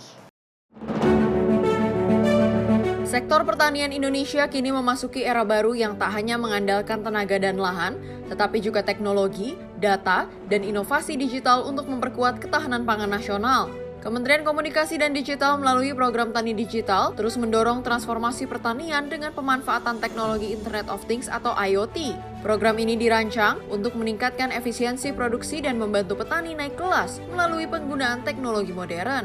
Dalam kegiatan panen tani digital di Kabupaten Sragen, Rabu 5 November 2025, Menteri Komunikasi dan Digital Mutia Hafid menegaskan bahwa teknologi baru harus membawa dampak nyata bagi masyarakat. Salah satu teknologi yang digunakan dalam program Tani Digital adalah IoT Smart Precision Agriculture System, hasil inovasi anak bangsa. Sistem ini terbukti dapat meningkatkan produktivitas, menekan biaya, dan menjaga keberlanjutan lingkungan. Program Tani Digital merupakan kolaborasi antara Kemkom Digi, Kementerian Pertanian, Pemerintah Kabupaten Sragen, dan mitra penyedia teknologi. Program ini juga sejalan dengan arahan Presiden Prabowo Subianto dalam KTT APEC 2025 di Korea Selatan. Presiden menekankan pentingnya pemanfaatan teknologi modern seperti IoT dan kecerdasan artifisial untuk mencapai swasembada pangan nasional. Makanya intuisi para petani ini digabungkan dengan kemajuan teknologi.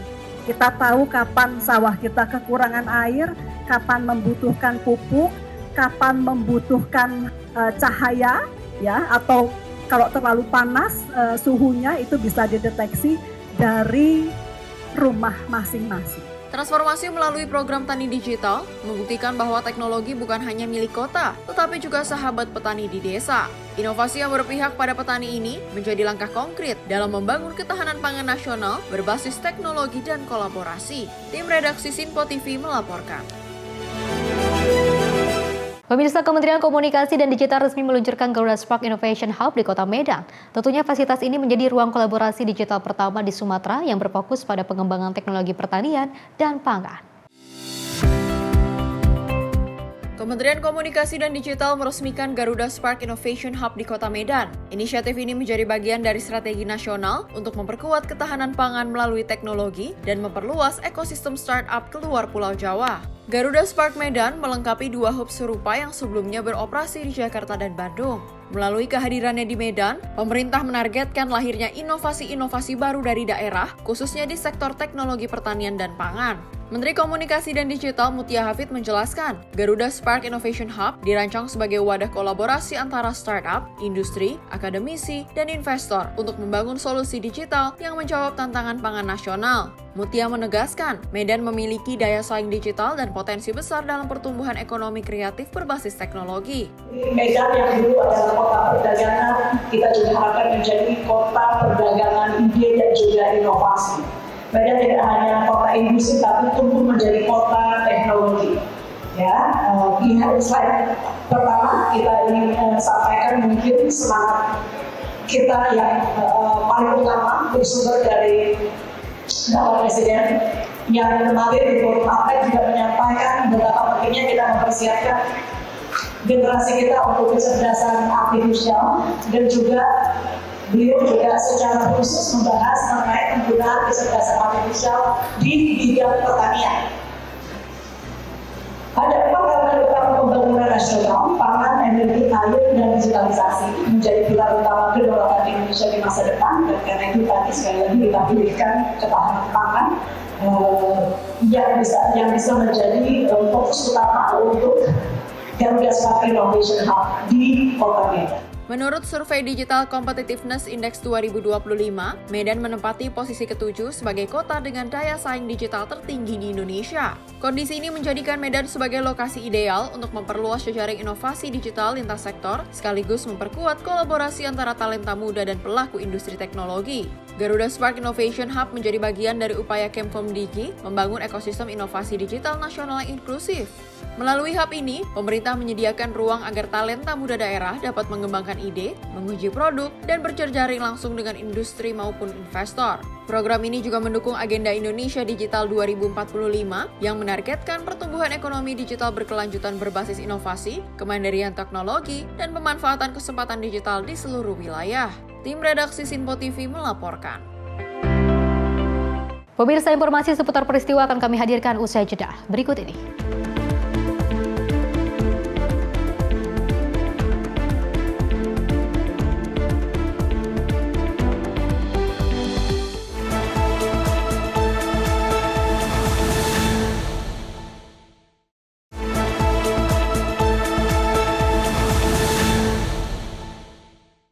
Terima kasih pemirsa, Anda masih bersama kami dan kita lanjutkan informasinya. Hilang kendali sebuah mobil ini terjun ke dalam airan kali Jelangkeng di Jalan Perniagaan Tambora, Jakarta Barat pada Minggu pagi.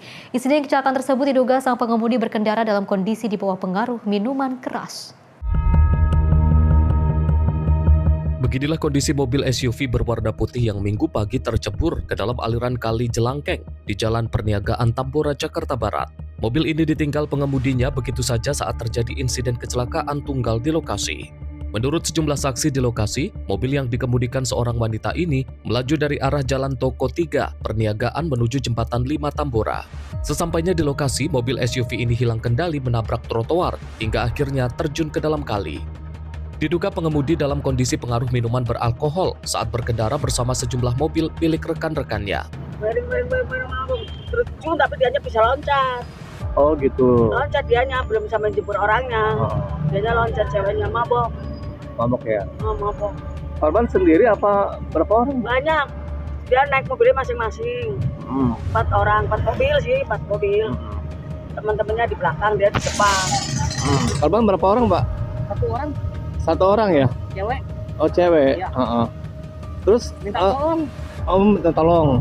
Terus Udah gitu ditolongin. Udah gitu diangkatin dulu, baru diikatin gitunya. Oh gitu. Beruntung tidak ada korban jiwa maupun luka dalam insiden kecelakaan mobil tersebut. Pengemudi berhasil selamat keluar dari dalam mobil sebelum terjun ke dalam kali. Kini kasus kecelakaan tunggal tersebut dalam penanganan polisi Unit Laka Lantas, Jakarta Barat. Tim kontributor Simpo TV melaporkan.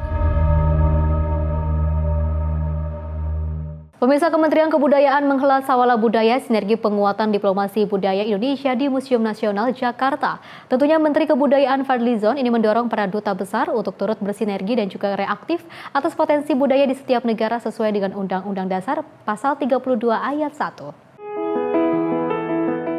Bertempat di Museum Nasional Jakarta, Sawala Budaya digelar oleh Kementerian Kebudayaan bersama sejumlah duta besar luar biasa dan berkuasa penuh untuk memperkuat sinergi diplomasi kebudayaan Indonesia di kancah global. Menteri Kebudayaan Fadlizon menyampaikan pentingnya untuk memajukan kebudayaan sebagai soft power masa kini dengan menggunakan kemampuan mega diversity sebagai national treasure Indonesia. Tahu bahwa budaya ini adalah soft power. Sebagai soft power, saya kira sudah banyak digunakan, dipakai oleh negara-negara maju jauh lebih awal. Ya, Amerika Serikat itu dengan Hollywood sudah dari puluhan tahun lalu, mungkin udah hampir 100 tahun yang lalu. Kalau Korea itu memakai Korean Hallyu, Korean Waves. Nah, kita juga ke depan tentu dengan potensi budaya kita yang luar biasa ini, kita ingin menjadi Indonesian Waves dalam budaya. Jadi kita berharap ada rumah-rumah budaya Indonesia, semakin banyak negara semakin bagus. Tapi yang kita prioritaskan sekarang ada 11 dulu.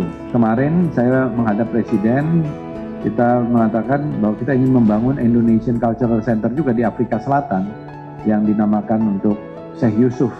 Dan beliau juga sangat mendukung, bahkan akan membantu gitu langsung. Kita buat yang cukup besar, ya, Indonesian Cultural Center Syekh Yusuf di Cape Town di Afrika Selatan. Tentu kita harapkan ya di Malaysia dan di negara-negara yang Bapak-Bapak dan Ibu-Ibu wakili, saya kira kita harapkan ada Indonesian Cultural Center. Sawala Budaya ini menjadi wahana utama untuk memperluas jejaring kerjasama antara Kemenbud dengan perwakilan diplomatik Indonesia di luar negeri. Tim redaksi Simpo TV melaporkan. Pemirsa, Ketua Umum Partai Nasdem Surya Paloh ini merespon putusan Mahkamah Kehormatan Dewan DPR RI yang juga menjatuhkan sanksi nonaktif terhadap dua kader Nasdem Ahmad Saroni dan juga Nafa Urbach. Selain menghormati putusan tersebut, Paloh juga mengaku belum memiliki rencana untuk melakukan pergantian antar waktu atau PAW terhadap kadernya tersebut. Hal tersebut diungkap Surya Paloh usai membuka acara Fun Walk di Nasdem Tower Menteng, Jakarta Pusat pada Minggu pagi. Ketua Umum Partai Nasdem itu merespon putusan Mahkamah Kehormatan Dewan atau MKD DPR RI yang menjatuhkan sanksi nonaktif terhadap dua kader Nasdem Ahmad Saroni dan Nafa Urbach. Selain menghormati putusan tersebut, Paloh juga mengaku telah menindak tegas dengan menonaktifkan keduanya lebih dulu dan belum memiliki rencana untuk melakukan pergantian antar waktu atau PAW. Mekanisme DPR yang harus kita hormati kan? Partai sudah memberikan nonaktif. MKD melaksanakan prosesnya sebagaimana mekanisme yang ada di Dewan. Saya pikir itu juga kita hormati. Nasdem tidak akan melakukan PAW gitu Pak terhadap Pak Saroni atau? Sampai saat ini belum. Memang kita memberikan menghormati semua proses itu ya. Sebelumnya, dua kader Partai Nasdem tersebut telah dijatuhi sanksi oleh MKD DPR, di mana Ahmad Saroni disanksi nonaktif selama 6 bulan dan Nafa Urbach disanksi nonaktif selama 3 bulan. Keduanya dinyatakan melanggar kode etik dan dijatuhi hukuman pemberhentian sementara tanpa menerima hak keuangan, baik gaji maupun tunjangan anggota dewan. Dari Jakarta, Tio Malau, Simpo TV melaporkan. Dari Menteri Pertahanan Safri Samsudin, pemirsa menghadiri peluncuran imunoterapi dan juga digital subtraction angiography yang juga dikembangkan oleh dokter terawan sekaligus penasihat khusus Presiden di bidang kesehatan. Tentunya Menhan berharap bahwa dengan diluncurkannya vaksin imunoterapi dapat memberikan manfaat kesehatan untuk masyarakat, terutama bagi mereka yang juga berusia lanjut. Menteri Pertahanan Syafri Samsudin didampingi Panglima TNI Agus Subianto menghadiri peluncuran vaksin imunoterapi dan DSA yang dikembangkan oleh mantan Menteri Kesehatan Terawan Agus Putranto, sekaligus penasehat khusus Presiden di bidang kesehatan saat ini. Peluncuran vaksin tersebut diselenggarakan di Rumah Sakit Pusat Pertahanan Negara Panglima Besar Sudirman yang menjadi salah satu rumah sakit rujukan internasional serta memiliki banyak pasien-pasien dari luar negeri. Diharapkan, peluncuran vaksin imunoterapi ini dapat memberikan manfaat kesehatan bagi masyarakat, khususnya lansia, serta dapat menumbuhkan budaya riset dan pengembangan dengan baik bagi dunia kesehatan. Kali ini oleh Bapak Presiden ditugaskan kepada Profesor Dr. Terawan selaku penasehat Presiden di bidang kesehatan sekaligus untuk memimpin Seksian Imunoterapi Nusantara dan DSA yang ada di Rumah Sakit Panglima Sudirman. Kita tadi memulai, saya kebetulan diminta untuk mencoba diambil darah 40 cc, kemudian diolah di lab, kemudian nanti setelah 5 hari, 7 hari baru disuntikan kembali. Semoga ini bisa memberi berkah pada kita semuanya kesehatan untuk bisa melanjutkan tugas kita. Hari ini berlangsung, baik proses DSA sendiri sedang berlangsung maupun juga imunoterapinya langsung dilakukan pemrosesan pada hari ini. Jadi ini semua sudah ready untuk dilakukan pelayanan pada masyarakat.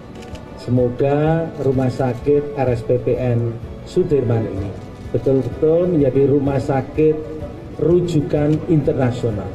Dan memang sudah terbukti pasien-pasien dari luar negeri pun mulai berdatangan ke RSPPN.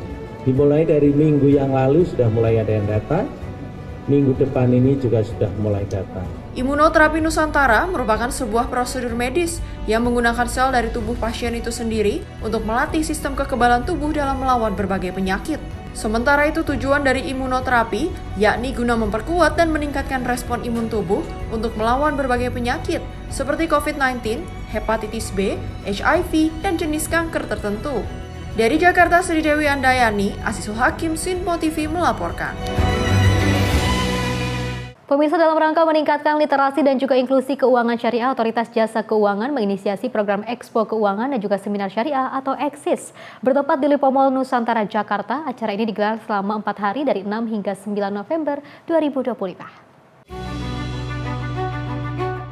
Sebagai langkah nyata OJK dalam mempererat literasi dan inklusi keuangan syariah nasional, sekaligus mendorong inovasi ekosistem keuangan syariah yang modern dan berdaya saing, Otoritas Jasa Keuangan berkolaborasi dengan pelaku usaha jasa keuangan syariah, self-regulator organization, asosiasi, kementerian, lembaga, dan stakeholder terkait menyelenggarakan Expo Keuangan dan Seminar Syariah atau EXIS 2025 dengan tema Keuangan Syariah untuk Semua, Kesejahteraan untuk Bangsa. Acara ini dibuka oleh Kepala Eksekutif Pengawas Perilaku Pelaku Usaha Jasa Keuangan, Edukasi dan Perlindungan Konsumen OJK, Friderika Widyasari Dewi, Menteri Usaha Mikro, Kecil dan Menengah, Maman Abdurrahman, Wakil Gubernur Jakarta Rano Karno, serta perwakilan industri jasa keuangan syariah. EXIS sendiri memiliki 2 misi utama, yakni peningkatan kesejahteraan masyarakat secara umum dan pemberdayaan pelaku usaha khususnya UMKM. Diharapkan EXIS mampu menjadi ruang bagi ide dan inovasi baru dalam pengembangan ekosistem keuangan syariah yang modern, transparan, dan berdaya saing. Tim redaksi Sinpo TV melaporkan. Pemirsa, Presiden Republik Indonesia Prabowo Subianto menerima surat kepercayaan dari 12 duta besar luar biasa dan juga berkuasa penuh di Istana Merdeka Jakarta pada 7 November 2025. Penyerahan ini menandai awal masa tugas para duta besar dalam mempererat hubungan diplomatik dan juga kerjasama bilateral dengan Indonesia. Presiden Republik Indonesia Prabowo Subianto menerima penyerahan surat kepercayaan dari 12 duta besar luar biasa dan berkuasa penuh di Istana Merdeka Jakarta pada Jumat 7 November 2025. Penyerahan surat kepercayaan ini menandai dimulainya secara resmi masa tugas para duta besar dalam memperkuat hubungan persahabatan serta kerjasama bilateral antara Indonesia dan negara-negara sahabat. Para duta besar yang menyerahkan surat kepercayaan mewakili berbagai kawasan dunia. Dari Eropa, hadir perwakilan dari Polandia, Irlandia, Georgia, Spanyol, Jerman, dan Luxembourg. Sementara itu dari Timur Tengah terdapat perwakilan dari Kuwait dan Yaman, serta dari Asia Tengah diwakili oleh Turkmenistan. Selain itu turut menyerahkan surat kepercayaan duta besar dari Pakistan, Kepulauan Solomon, dan Meksiko. Dalam sambutannya, Presiden Prabowo menyampaikan apresiasi atas hubungan baik yang telah terjalin dan berharap kerjasama bilateral di berbagai bidang terus dapat diperkuat demi kesejahteraan masyarakat. Prosesi kenegaraan ini dilaksanakan sesuai tata protokol resmi dan menjadi bagian dari komitmen Indonesia untuk memperluas diplomasi serta mempererat kemitraan internasional. Turut mendampingi Presiden antara lain Menteri Luar Negeri Sugiono, Menteri Sekretaris Negara Prasetyo Hadi, dan Sekretaris Kabinet Teddy Indrawijaya. Tim redaksi Sinpo TV melaporkan. Pemirsa, Presiden Republik Indonesia Prabowo Subianto juga memimpin upacara ziarah nasional dan renungan suci dalam rangka memperingati Hari Pahlawan di Taman Makam Pahlawan Nasional Kalibata, Jakarta pada Senin kemarin. Presiden melakukan peletakan karangan bunga sebagai bentuk penghormatan kepada para pahlawan yang telah gugur membela bangsa. Presiden Republik Indonesia Prabowo Subianto memimpin upacara ziarah nasional dan renungan suci dalam rangka memperingati Hari Pahlawan di Taman Makam Pahlawan Nasional Kalibata, Jakarta, Senin dini hari. Prabowo tiba pada pukul 23:44 waktu Indonesia Barat.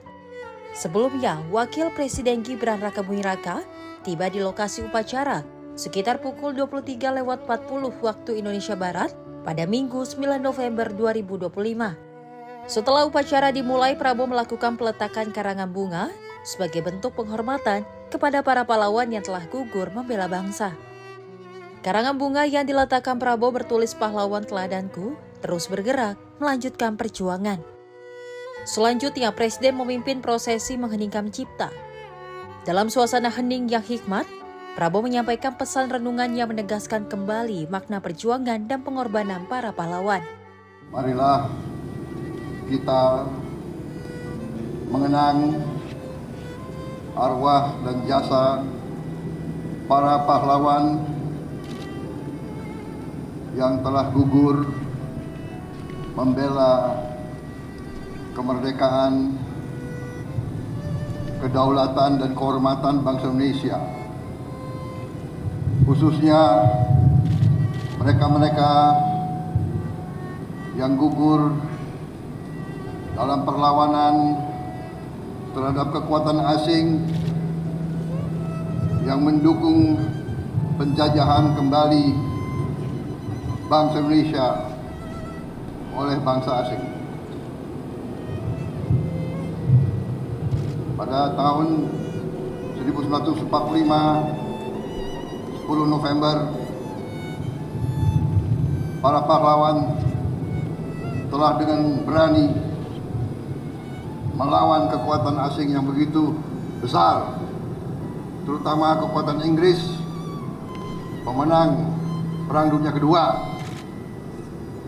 Dengan perlawanan, pengorbanan yang begitu besar, mereka telah mempertahankan kemerdekaan dan kedaulatan bangsa Indonesia. Janganlah kita sekali-sekali melupakan jasa mereka, kepahlawanan mereka. Mengheningkan cipta, mulai.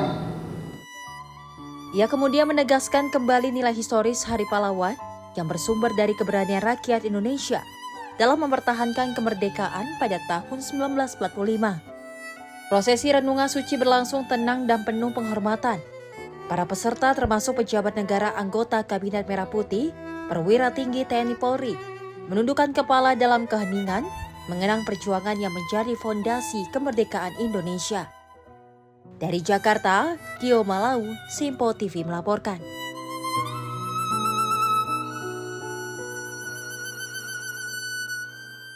Informasi lainnya, pemirsa, pasca ledakan terjadi di dalam masjid di halaman lingkungan sekolah SMAN 72 Jakarta Kelapa Gading, Jakarta Utara. Orang tua murid meminta kepada pihak sekolah SMAN 72 untuk memperketat bagi yang ingin keluar masuk sekolah dan mengecek barang bawaannya. Kenapa sih?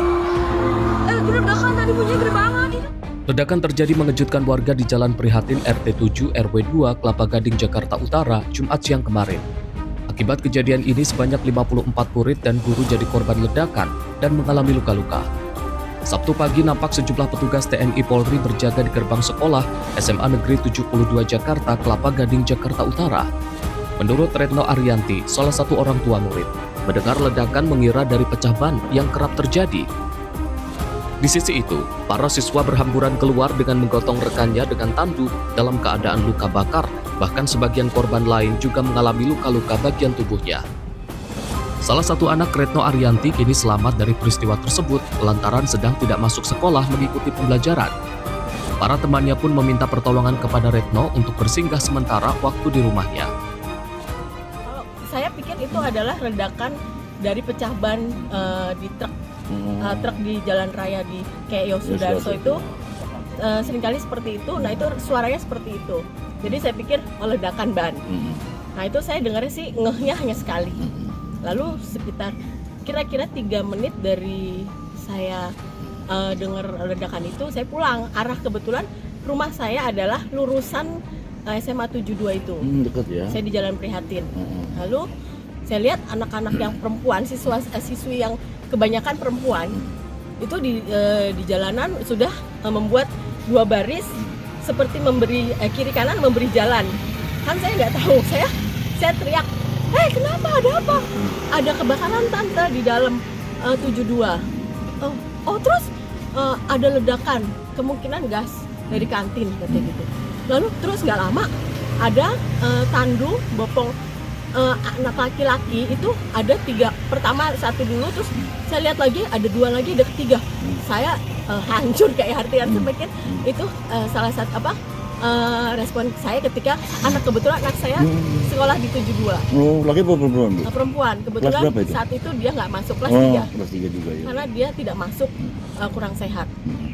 Terus saya pikir, ini kenapa depan lihat anak dibopong seperti itu dengan luka-luka seperti itu, ada yang kena mukanya, badannya, tangannya, kakinya, ada yang hanya celana pendek, telanjang dada, celana pendek, terus lalu yang kedua masih dengan seragam tapi compang-camping.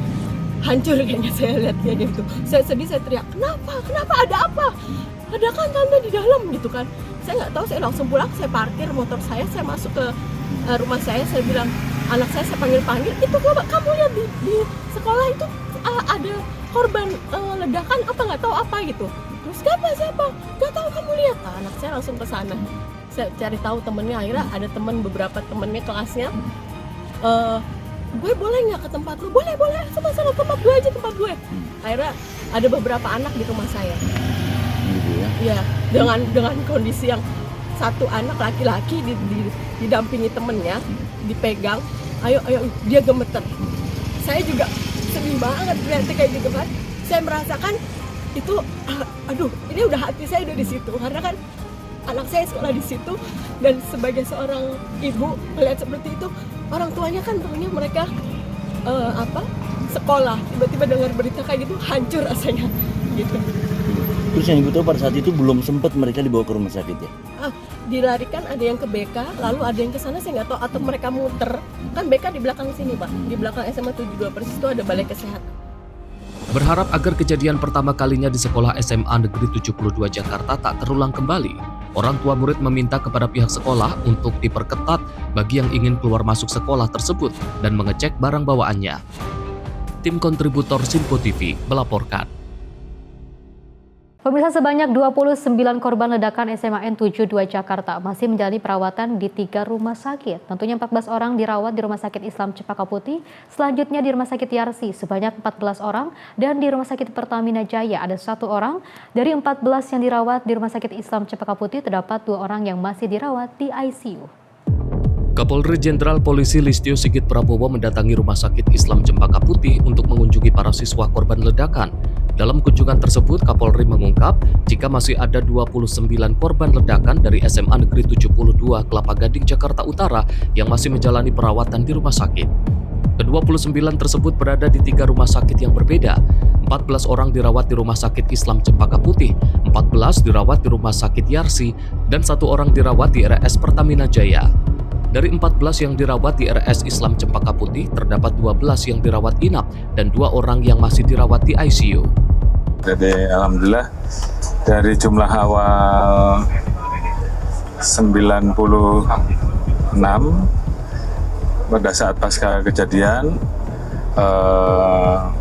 saat ini yang masih dirawat untuk di Rumah Sakit Islam Cikini ada kurang lebih 14, kemudian di Yarsi ada 14 dan 1 lagi di Pertamina ada 1, sehingga total yang masih dirawat ada kurang lebih 29 dari 96 dan sisanya kemarin sudah bisa pulang dan mungkin juga dilaksanakan rawat jalan.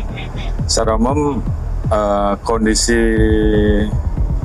korban sudah 12 orang yang saat ini dirawat di rawat inap, sementara 2 masih dirawat di ICU karena memang perlu ada penanganan khusus. Jadi kita juga membangun pusat trauma healing yang nanti juga kita persiapkan untuk memberikan pelayanan, nanti bekerja sama tentunya dengan KPAI, dengan dokter-dokter dan psikolog yang diperlukan, sehingga kemudian bisa memberikan bantuan terkait dengan apabila ada keluhan-keluhan yang memang bisa kita berikan pelayanan di trauma healing. Kemudian juga nanti di sekolah pun kita juga akan mempersiapkan. Kapolri juga membuat posko trauma healing untuk memberikan pelayanan bagi siswa bersama dengan Komisi Perlindungan Anak Indonesia. Theo Fandi, Simpo TV melaporkan. Pemirsa, Presiden minta sekolah untuk waspadai pengaruh game online dan juga perundungan. Informasinya usai jeda berikut ini.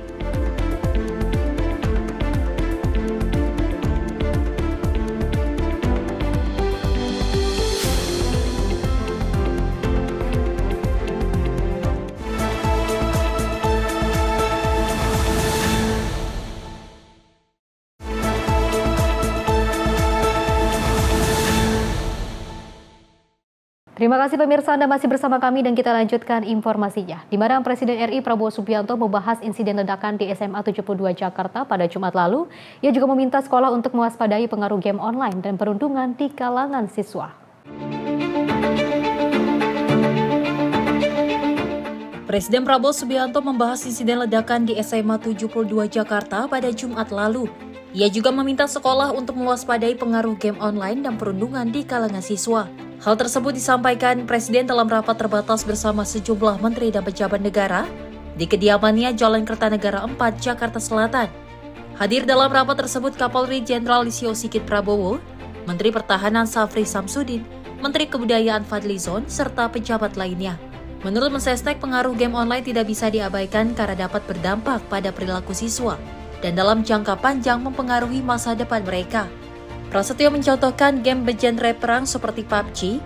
Dalam permainan tersebut terdapat berbagai bentuk kekerasan dan penggunaan senjata api yang dapat dipelajari dengan mudah. Tadi menyampaikan bahwa kita masih juga harus berpikir untuk membatasi dan mencoba bagaimana mencari jalan keluar terhadap pengaruh-pengaruh dari game-game online. Mungkin kita berpikirnya mungkin ada pembatasan-pembatasan ya. Nah, di situ kan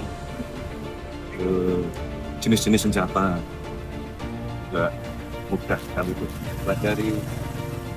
Di berbahaya lagi ini kan secara psikologis terbiasa yang melakukan yang namanya kekerasan itu sebagai sesuatu yang mungkin menjadi biasa aja gitu. Jadi kita sampaikan ya sekali lagi juga kalau berkenaan dengan masalah bullying ya bagaimana kemudian kita sebagai sesama anak bangsa ini ya menghindari hal-hal yang tidak baik atau berimplikasi yang kurang baik seperti cyberbullying. Selain pengaruh game, perundungan di kalangan siswa juga menjadi perhatian Presiden Prabowo. Ia meminta pihak sekolah mewaspadai fenomena tersebut, terutama setelah muncul informasi dari kepolisian bahwa terduga pelaku ledakan di SMA 72 adalah korban bullying. Dari Jakarta, Dio Malau, Simpo TV melaporkan. Pemirsa, pemerintah negara bagian Maryland menggugat administrasi Presiden Donald Trump atas keputusan membatalkan pembangunan markas baru di FBI Greenbelt, Maryland. Gubernur Wes Moore juga menyebut bahwa keputusan untuk memindahkan lokasi ke gedung Ronald Reagan di Washington DC sebagai langkah yang juga melanggar hukum dan merugikan ekonomi warga Maryland. Dalam konferensi pers bersama dengan pejabat Maryland, Gubernur Wes Moore menyatakan gedung Reagan terlalu tua, terlalu kecil dan tidak aman untuk menjadi markas baru FBI. Ia menilai administrasi Trump telah menyingkirkan proses perencanaan dan seleksi yang sudah ditetapkan di era pemerintahan Biden. Jaksa Agung Maryland, Anthony Brown, menuduh bahwa administrasi Trump melanggar hukum federal dengan mengabaikan arahan Kongres dan mengalokasikan ulang lebih dari $1 miliar dana untuk proyek Greenbelt. Dalam gugatannya, Maryland juga meminta pengadilan untuk menghentikan pemilihan gedung Reagan dan mencegah pengalihan dana yang sudah disetujui Kongres. Dua senator Maryland, Chris Van Hollen dan juga Angela, mengecap keputusan tersebut menyebut Greenbelt sebagai lokasi yang paling memenuhi kebutuhan keamanan dan misi FBI. Pemerintahan Kabupaten Prince George menyatakan bahwa pembangunan di Greenbelt akan menjadi proyek ekonomi terbesar di sejarah wilayahnya, menciptakan lebih dari 7.500 lapangan kerja dan manfaat hingga $4 miliar. Saat ini markas FBI masih berada di gedung J. Edgar Hoover di Pennsylvania Avenue yang sudah hampir 50 tahun dikritik tidak layak huni. Pihak FBI dan juga GSA berdalih pemindahan markas ke gedung Reagan akan menghemat waktu dan biaya pembangunan. Tim redaksi Simpo TV melaporkan. Senat Amerika Serikat yang juga dikuasai oleh Partai Republik menolak RUU yang akan membatasi kekuasaan Presiden Donald Trump untuk melancarkan serangan militer ke Venezuela tanpa izin Kongres. Keputusan ini memberikan Presiden ruang gerak hukum yang lebih besar untuk menggunakan kekuatan militer di wilayah Karibia. Hasil pemungutan suara di Senat berakhir tipis, 51 menolak dan 49 mendukung. Hanya dua senator Republik, Rand Paul dari Kentucky dan juga Lisa Murkowski dari Alaska, yang memilih seirama dengan Partai Demokrat. Resolusi tersebut mengatur Presiden harus mendapat persetujuan Kongres sebelum melancarkan serangan militer ke Venezuela di tengah kekhawatiran eskalasi konflik di Karibia. Namun Republikan menilai pembatasan tersebut akan melemahkan posisi Amerika Serikat dan menghambat tindakan cepat terhadap ancaman narkoba. Administrasi Trump telah meningkatkan aktivitas militer di perairan Karibia, termasuk penyerangan kapal yang diduga menyelundupkan narkoba, serta penempatan kapal induk canggih. Kampanye ini telah menyebabkan 69 korban tewas dalam 17 serangan terkonfirmasi. Tokoh Demokrat seperti Senator Adam Schiff menilai aksi militer tersebut bisa menjadi upaya perubahan rezim dan menegaskan Kongres harus terlibat dalam pengambilan keputusan. Ditolaknya resolusi ini membuat Presiden Trump tetap memiliki ruang gerak penuh untuk melanjutkan pembangunan kekuatan naval di Karibia. Keputusan Senat ini memicu debat luas terkait dengan batasan kekuasaan eksekutif dalam urusan perang. Tim redaksi Simpo TV melaporkan. Pemirsa, pemerintah federal Amerika Serikat melalui FAA atau Federal Aviation Administration memerintahkan maskapai untuk mengurangi sekitar 10% penerbangan di 40 bandara terbesar di negara ini. Tentunya langkah ini dilakukan untuk mengurangi tekanan terhadap pengendali lalu lintas udara saat government shutdown dan memastikan keselamatan penumpang. Pengurangan penerbangan dianggarkan mulai berlaku pada hari Jumat dan penumpang disarankan untuk segera memeriksa status penerbangan mereka dengan maskapai. FAA menegaskan bahwa langkah ini merupakan tindakan darurat untuk menjaga keselamatan lalu lintas udara, mengingat pengendali lalu lintas udara di seluruh negara sedang terbatas akibat government shutdown. 40 bandara terdampak meliputi wilayah strategis di Amerika Serikat, dari pesisir barat hingga timur, dan termasuk beberapa bandara paling ramai. FAA menekankan bahwa pengurangan ini adalah untuk mempertahankan standar keselamatan dan maskapai sudah dihimbau untuk menyesuaikan jadwal penerbangan.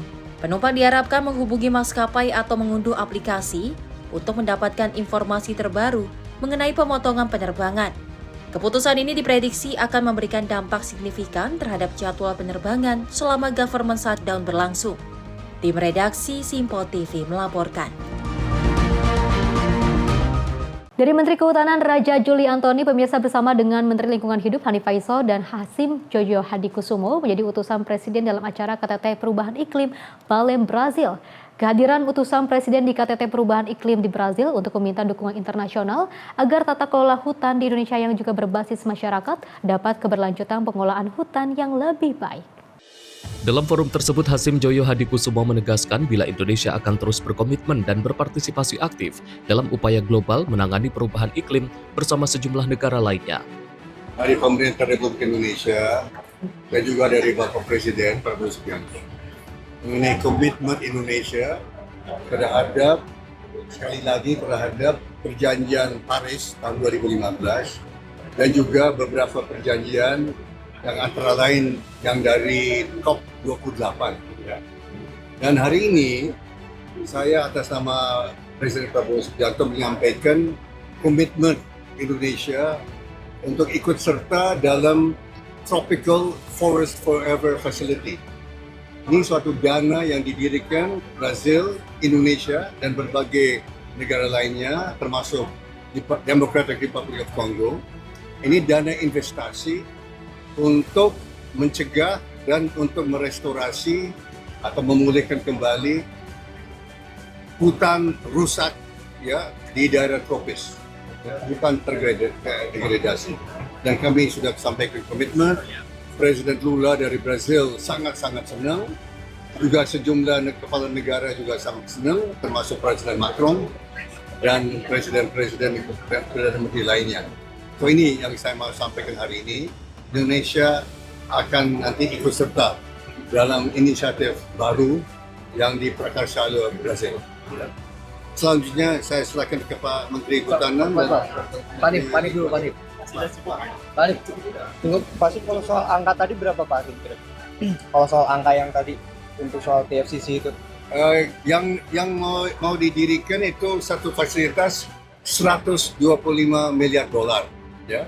Brazil komit $1 miliar, Indonesia komit $1 miliar, Norway, negara kaya dan maju, komit $3 miliar selama 10 tahun.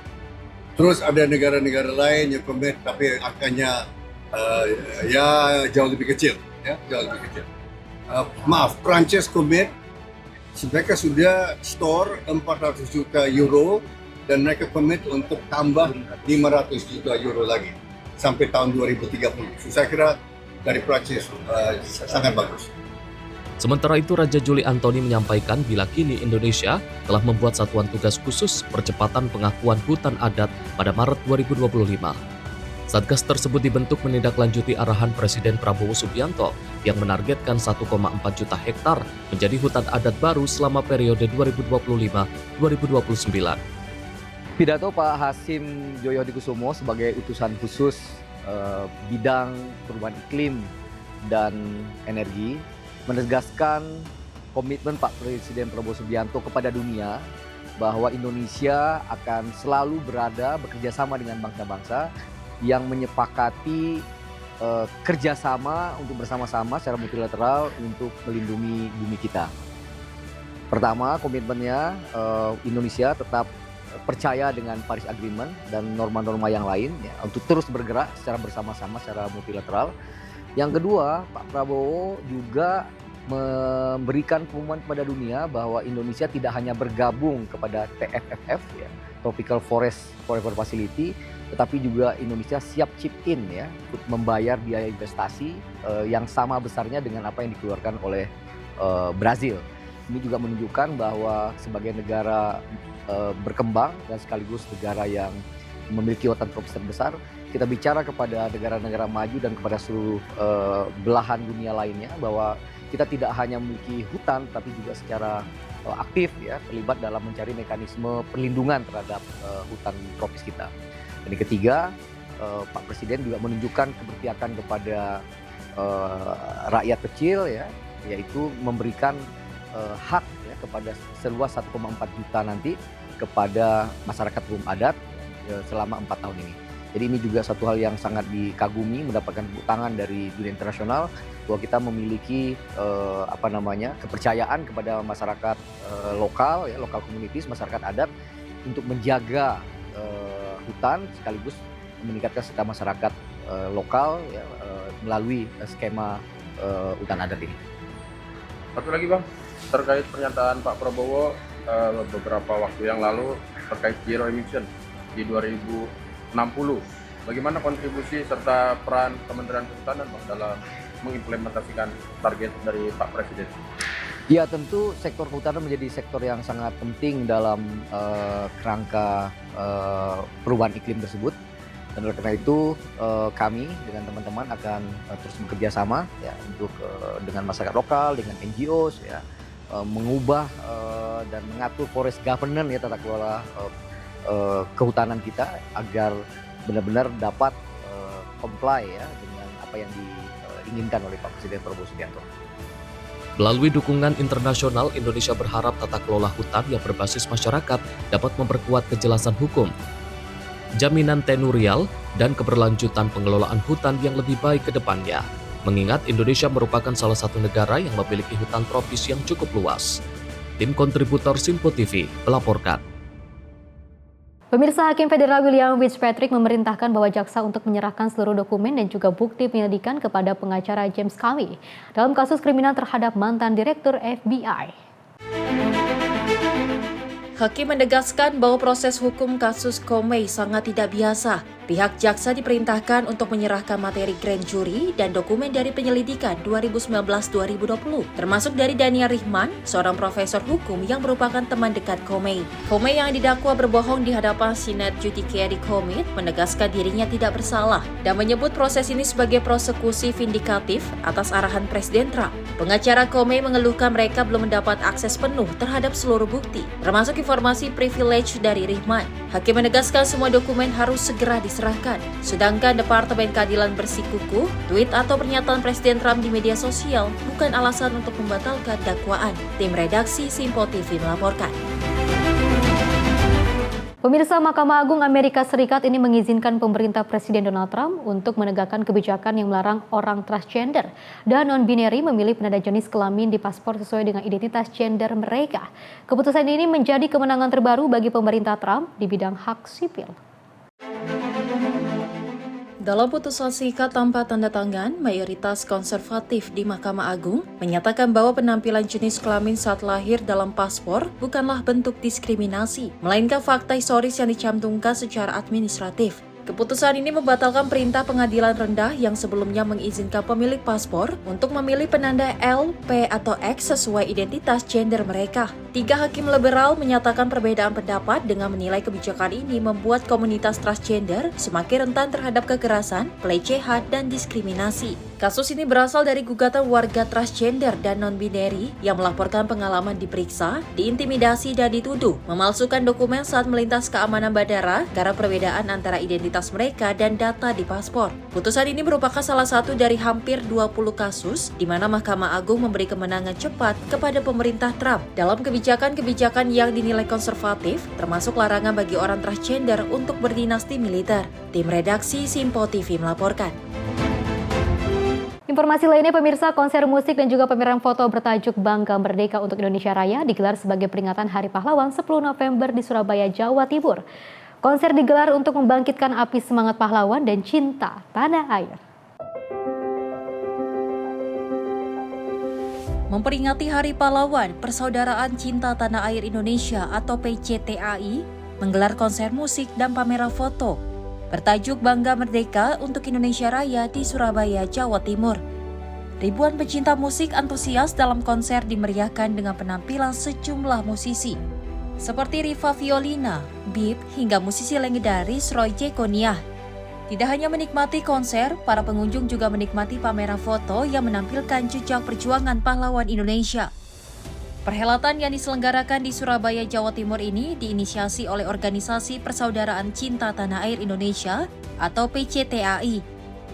Para pengunjung mendapatkan wawasan dari perjuangan kemerdekaan Indonesia dari era proklamasi hingga saat ini. Dengan adanya pameran ini bisa membantu terutama adik-adik yang masih sekolah untuk belajar sejarah tentang bagaimana sih kemerdekaan itu dibuat sampai dengan nama-nama pahlawannya. Senang sekali bisa mengingat-ingat lagi perjuangan para pahlawan yang telah berjuang untuk negara Indonesia menjadi negara yang maju. Persaudaraan Cinta Tanah Air Indonesia berharap konser musik dan pameran foto ini dapat memupuk rasa cinta generasi muda pada tanah air Indonesia. Persaudaraan Cinta Tanah Air ingin menyampaikan bahwa dalam Perang 10 November, dalam rangka mempertahankan kemerdekaan Indonesia, di sana banyak elemen bangsa yang ikut berjuang. Ada santri, ada ulama, ada polisi juga. Jadi ada satu kesatuan polisi istimewa di Surabaya yang dipimpin oleh M. Yasin. Nanti bisa dilihat di panel, itu M. Yasin adalah pahlawan nasional, salah satu pahlawan nasional dari Polri, yang kemudian menjadi tokoh, salah satu tokoh dan backbone dari Perang 10 November 1945. Sehingga dengan pameran ini kami ingin mengajak kepada masyarakat untuk mengambil inspirasi dari Perang Surabaya 10 November, mengambil inspirasi semangat perjuangan para pendahulu kita, dan agar mereka menjadi teladan. Konser musik dan pameran foto yang digelar di Grand City Surabaya dihadiri oleh sejumlah pejabat dari Pemprov Jawa Timur, Polda Jawa Timur, dan perwakilan Mabes Polri.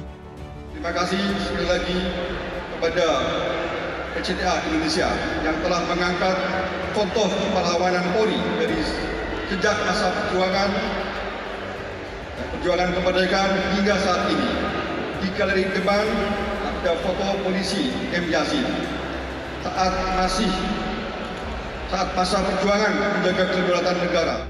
Konser musik dan pameran foto diharapkan mampu membangkitkan kembali rasa cinta masyarakat pada tanah air Indonesia. Dari Surabaya, Jawa Timur, jurnalis Simpo TV melaporkan.